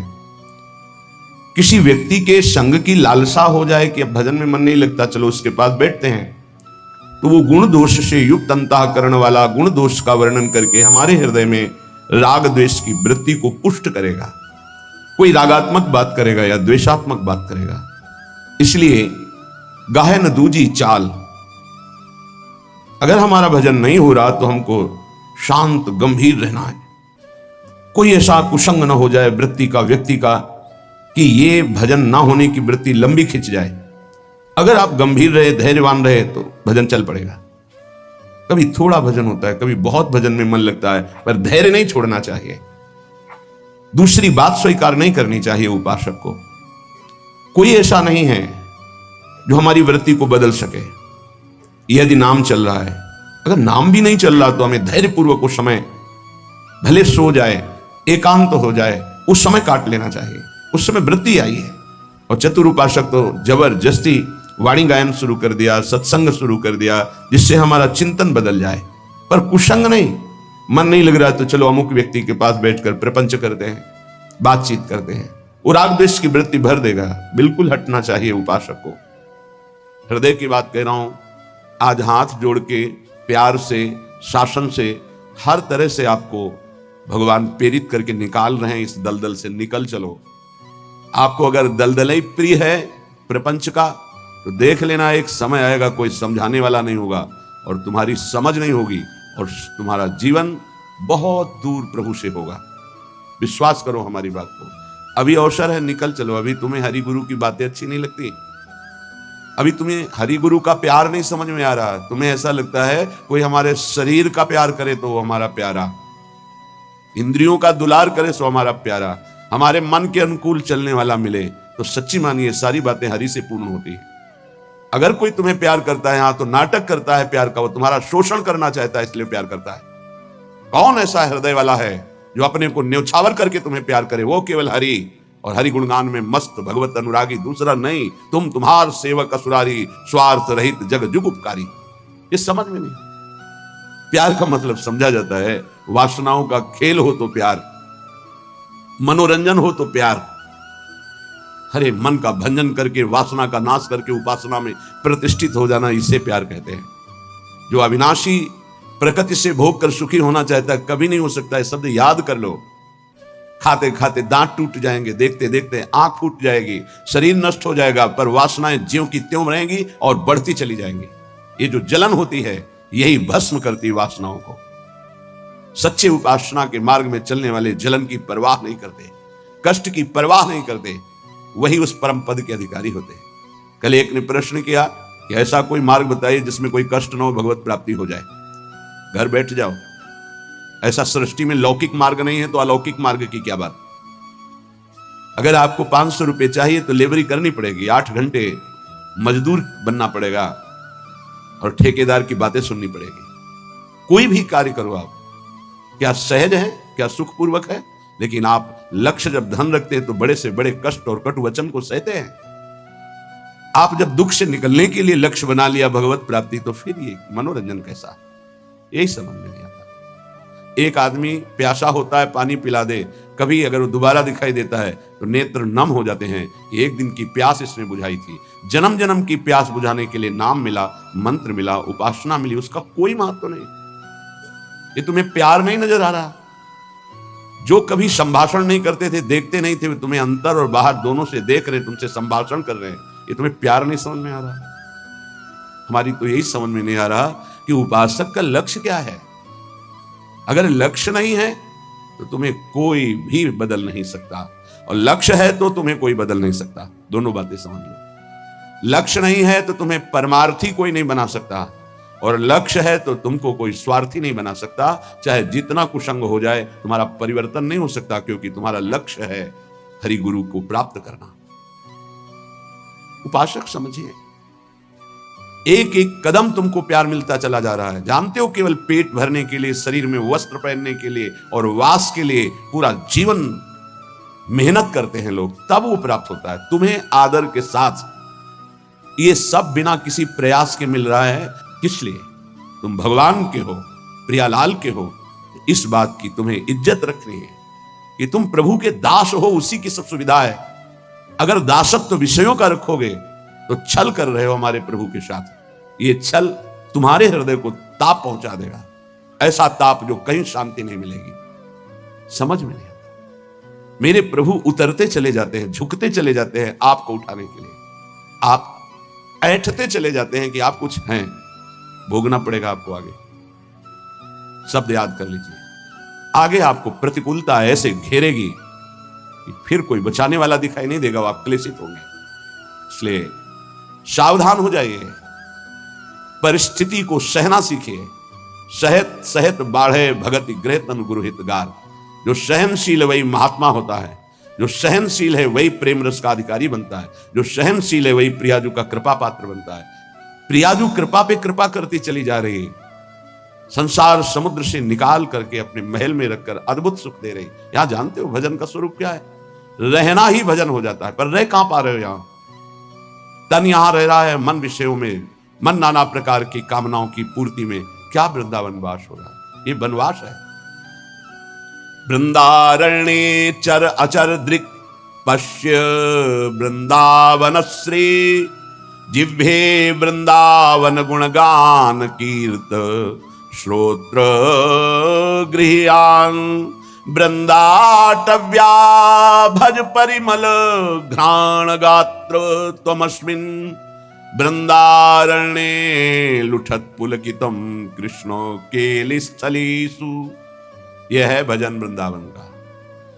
बोले नेत्रों से तुम यहां वृंदावनवासी जो खगमर्ग पशु पंछी मनुष्य हैं, इनको भाव से देखो। ये सब भजनानंदी महापुरुष हैं। ये भजन के प्रताप से यहाँ कोई सूकर बना हुआ है, कोई कुकर बना हुआ है, कोई पशु पक्षी बना हुआ है, कोई मनुष्य बना, कोई लता, कोई वृक्ष। ये जहां जो कुछ दिखाई दे रहा है, चर अचर दृक्पश्य वृंदावन श्री। ये वृंदावन की अद्भुत श्री वैभव शोभा भगवत स्वरूप है। यहाँ के कुत्ते का भी दर्शन कर रहे हो तो एक बहुत बड़े महात्मा का दर्शन करने से जो फल मिलता है वो मिलेगा, ध्यान रखना। हरिराम व्यास जी आचार्य हैं रस के, वो कह रहे हैं हो मन वृंदावन को श्वान। श्वान माने कुत्ता। यहाँ का कुत्ता कोई साधारण श्वान नहीं है, वो कोई परमहंस महापुरुष है जो प्रियाजू की स्केल कुंज में श्वान रूप धारण किए हुए रज का सेवन कर रहा है। आप क्या समझते हैं? मनुष्य शरीर से भी महान सौभाग्यशाली वो है।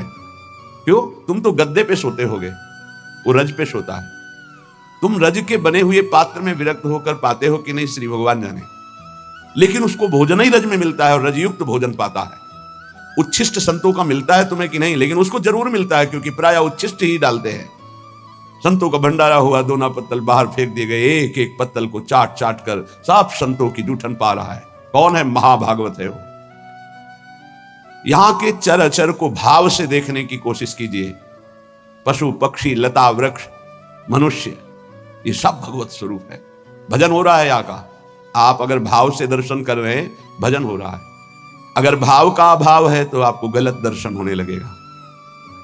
ईर्ष्या द्वेष वाली बातें, दोष गुण वाली बातें, माया जनित बातें आपको दिखाई देने लगेंगी। ऐसा यहाँ का भजनानंदी उपासक नहीं देखता, वो भाव से देखता है।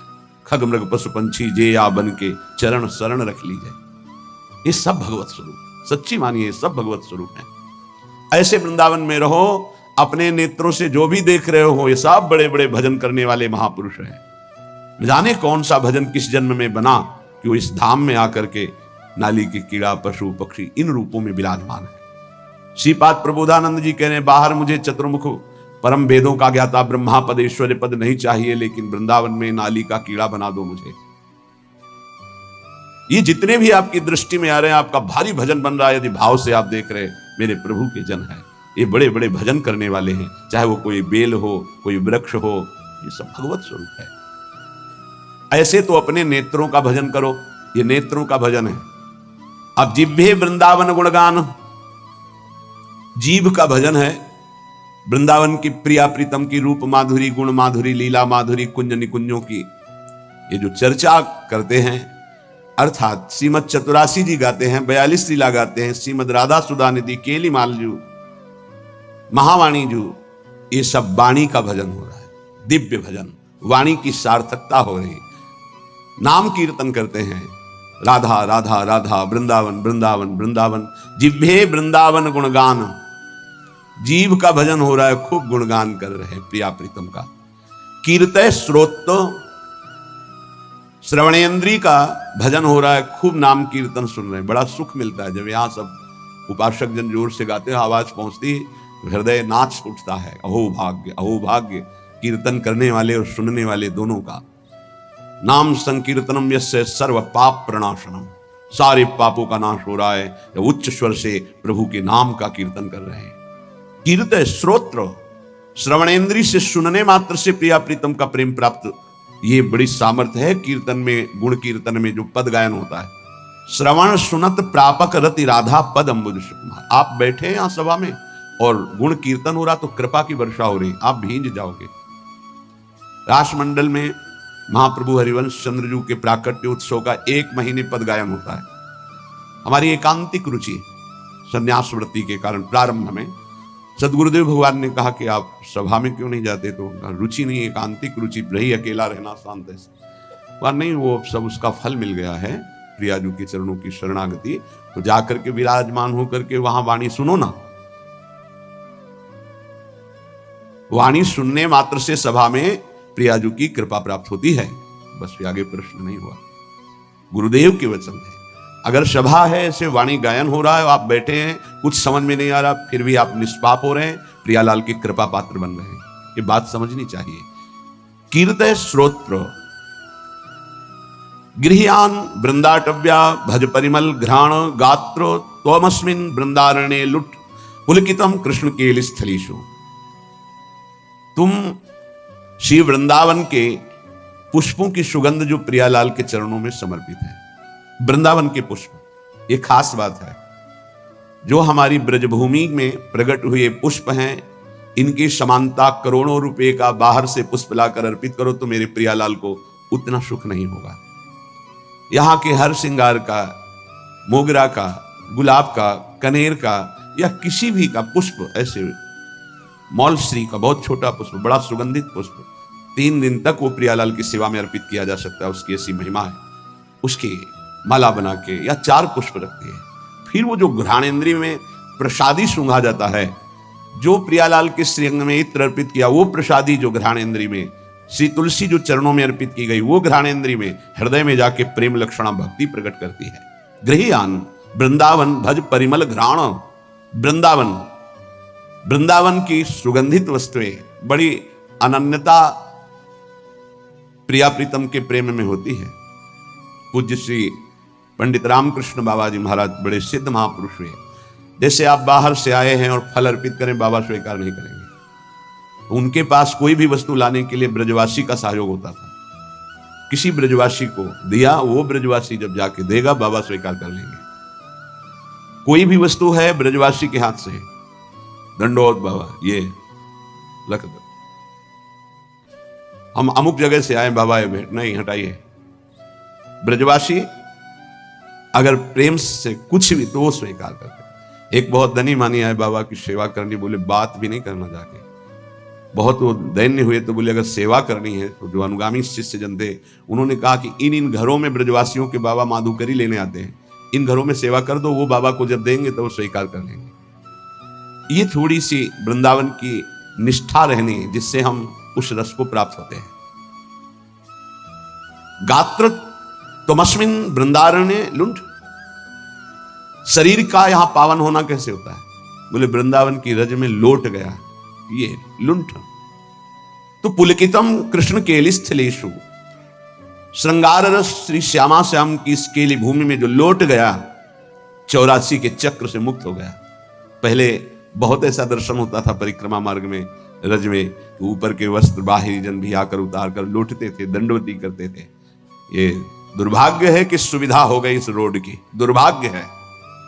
नहीं, जो रज में परिक्रमा करने में, दर्शन में, लौटने में सुख था वो इस रोड से थोड़ी है। पर कलयुग भगवान की लीला ऐसी है, इतना आधुनिकता बढ़ती जा रही है कि रज रानी को प्राप्त करना दुर्लभ हो गया। अगर रज रानी ले तो वृंदावन की परिक्रमा में कहां से ले? परिक्रमा तो रोड में अब हो रही है, रोड में रज रानी कहां मिलेंगी? वृंदावन का जो शुद्ध भजन है वो इस रज की अनन्यता से जागृत होता है, वो बुद्धि से नहीं जागृत होता। जो रजोपसेवी जन है उनके हृदय में जुगल जोरी का भाव जागृत होता है। महोज्वल रसोन्मद प्रणय सिंधु निस्यंदनी, महामधुर राधिका रमण खेलना नंदिनी, रसेन समधिष्ठिता भुवन वंद्य वृंदया, चकास्तु हृदय में हरे परम धाम वृंदाटवी। उन्माद रस प्रकट करने वाली ये भूमि वृंदावन है, जो ऐसे यहां रहता है एक एक इंद्री को प्रियालाल में लगा के। महोज्वल रसोन्मद प्रणय सिंधु निस्यंदिनी, महाउज्ज्वल परम निष्काम प्रेम रस का प्रादुर्भाव होता है जो उन्माद प्रकट कर देता है। श्री किशोरी जी के सहित रमण जी महाराज अर्थात राधा रमण जी महाराज अपनी विविध प्रेममयी क्रीड़ाओं के द्वारा उसके हृदय को अद्भुत आनंद प्रदान करते हैं, जो ऐसी रहनी से रहता है।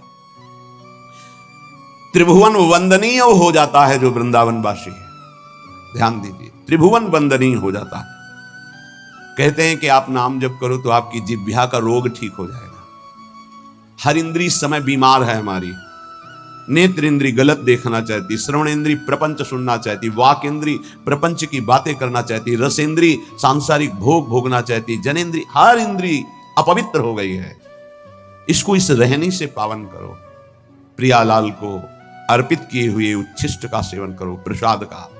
नाम वाणी का गुणगान करो, नाम वाणी को सुनो, वृंदावन की रज शरीर में लगी रहे। तो महाउज्ज्वल प्रेम रस इसी से प्रकट होता है। वो त्रिभुवन वंदनीय हो जाता है। वो राधा रमण जी की महामधुर लीलाओं का रसास्वादन करता है। ऐसे परमानंद में समधिष्ठित परम धाम श्री वृंदावन हमें स्वीकार करे, अर्थात हमें आश्रय और वास देकर रहनी प्रदान करे। ऐसी रहनी से हम रहें। जन्मनि जन्मनि वृंदावन भुवि वृंदार केंद्र वंद्यायाम, अपितृण गुल्मक भावे भवतु ममासा समुल्लसाम। अब तो मेरी एक ही आकांक्षा है, श्रीपाद प्रबोधानंद जी महाराज कहते हैं, जन्मनि जन्मनि वृंदावन भुवि वृंदार केंद्र वंद्यायाम। मैं इस वृंदावन भूमि को प्रणाम करके एक वरदान मांगता हूं कि मैं कभी मुक्त ना हो, बार बार मेरा जन्म हो इसी श्री धाम वृंदावन। मनुष्य शरीर के लिए नहीं कहते। अपितृण गुल्मक भावे भवतु ममाशा समुल्लासम। मुझे यहां का तृण बना दिया जाए, गुल्म बना दिया। एक ने देखा बाबा जी को तो बड़ा सुख है, उनको क्या पता सच्चे मार्ग के पथिक को जितनी मेहनत है विश्व में कोई इसी को इतनी मेहनत है ही नहीं। सच्चाई से समझ लीजिए, कम से कम 5 बजे तक तो सोते ही हैं लोग, वैसे तो 9-10 भी बज जाते हैं। तुम मेहनत करते हो, क्या मेहनत करते हो तुम? बाहरी शरीर की रात रात भर जग करके, दिन दिन भर जग कर अपने मन को मारकर चिदानंद तत्व में लगा रहे। अरे जिस अनंत ब्रह्मांडों के स्वामी को सोचने की भी तुम्हारी सामर्थ्य नहीं कि वो है, वो निरंतर उनके प्यार और दुलार में अपने आप की हर इच्छाओं को भस्म करके, हर परिस्थिति को सह करके आगे बढ़ रहे हैं। तुम्हें क्या पता? किसी भोग को लक्ष्य रख करके संत वेश होना या परमार्थ में चलना, किसी सुविधा को लेकर या किसी पद को लेकर, पक्का समझ लीजिए आपका हृदय जलेगा, आपका शरीर दुखी हो जाएगा। पक्का। यदि लक्ष्य है कि हर कष्ट सहकर श्यामा श्याम की प्राप्ति करेंगे, तो पक्का समझ लीजिए आपका हृदय शीतल हो जाएगा और आपको कोई भी विपत्ति, कष्ट, रोग स्पर्श नहीं कर पाएगा। आएगा, स्पर्श नहीं कर पाएगा। दुख देना तो अलग की बात रही। हरि तज होए विषय अनुरागी, वो अभागी है, आप अभागी नहीं है। भगवत मार्ग के पथिक इस बात को समझें कि हमारी इंद्रियां जो भोगों की मांग कर रही हैं, उनका मांग पूरी हो जाना बड़े भाग्य की बात है। नहीं, ये अभागी का लक्षण है। हम मांगे और ना मिले और प्रभु के मार्ग में हमारी उन्नति हो, ये भाग्यशाली का लक्षण है। ये इंद्रियों की विलासता मन के साथ कितना भी आप कर लो, कभी पूरी होने वाली नहीं। जब तक आप अपने देह को स्त्री या पुरुष मानते हैं, इंद्रियों को, मन को अपना मानते हैं, भोगों को सुख मानते हैं, तो आप कुछ नहीं हैं। विश्वास कीजिए, कब तक हरि गुरु तुम्हारी इन इंद्रियों को तृप्त करने के लिए मनमानी खिलौने देते रहेंगे। हर तुम्हारी सोच को काल नष्ट कर देगा। इस सोच को यदि अविनाशी बना लोगे तो तुम अविनाशी हो, तुम अविनाशी परम पद के अधिकारी हो जाओगे। बहुत सावधान। श्रीधाम वृंदावन का आश्रय और वास मिलने पर यदि आपको सौभाग्य नहीं लग रहा, भगवत मार्ग में चलने पर आपकी रुचि नहीं बन रही, आपको संसार प्रिय लग रहा है, तो आप सोच लीजिए कि आपकी दुर्दशा कितनी बड़ी है और आगे क्या होगी। आज समझाने के लिए हरि गुरु तुम्हें प्रयासरत हैं। जब बच्चा खिलौने के लिए हठ ही कर लेता है, नहीं मुझे चाहिए ही, तो वही पैसा खर्च करके पिता खिलौना दे देता है। लेकिन अगर खिलौनों का हठ न करता तो गोद में बैठा लेता। कब तक खेलते रहोगे इन खिलौनों से? ना ये खिलौने रहेंगे, ना खेलने वाला तुम्हारा शरीर रहेगा। इसलिए सावधान। श्रीपाद प्रबोधानंद जी महाराज कह रहे हैं, वृंदारण्ये चर अचर दृक् पश्य श्री वृंदावनम। ये वृंदावन वासी को भजन के लिए कोई प्रयास नहीं करना पड़ता। स्वाभाविक भजन हो रहा है, पर आपकी महत्व बुद्धि नहीं है। महत्व बुद्धि भोगों में है, शरीर में है। सौभाग्य है कि तुम्हें कोई प्यार ना करे। ये बात हमारी समझ लीजिए, नहीं समझ में आएगी। सौभाग्य है कि तुम्हें कोई प्यार न करे, दुर्भाग्य है कि भगवान से विमुख कोई हमसे प्यार करे। धिक्कार है हमारे भाग्य को यदि प्रभु के सिवा कोई हमें प्यार करे। ये बात नहीं सबकी समझ में आएगी। प्राकृतिक देह को मैं मानने वाला यही चाहता है कि मुझे कोई प्यार करे। कौन प्यार करे? हरि गुरु से बढ़कर कोई अहेतुकी प्यार करने वाला होता है, और वो प्यार कर रहे हैं, तुम्हें प्यार समझ में नहीं आ रहा। तुम्हें भोग विलासिता प्यार नजर आता है, संसार का प्यार नजर आता है, छल कपट वासना का तांडव ये तुम्हें प्यार नजर आता है। बहुत बढ़िया अवसर है, निकल चलो, नहीं भोगना पड़ेगा। आगे ऐसा अवसर आएगा जीवन में जो तुम्हें ऐसे गर्त में गिराएगा जहां से कोई निकालने वाला नहीं होगा।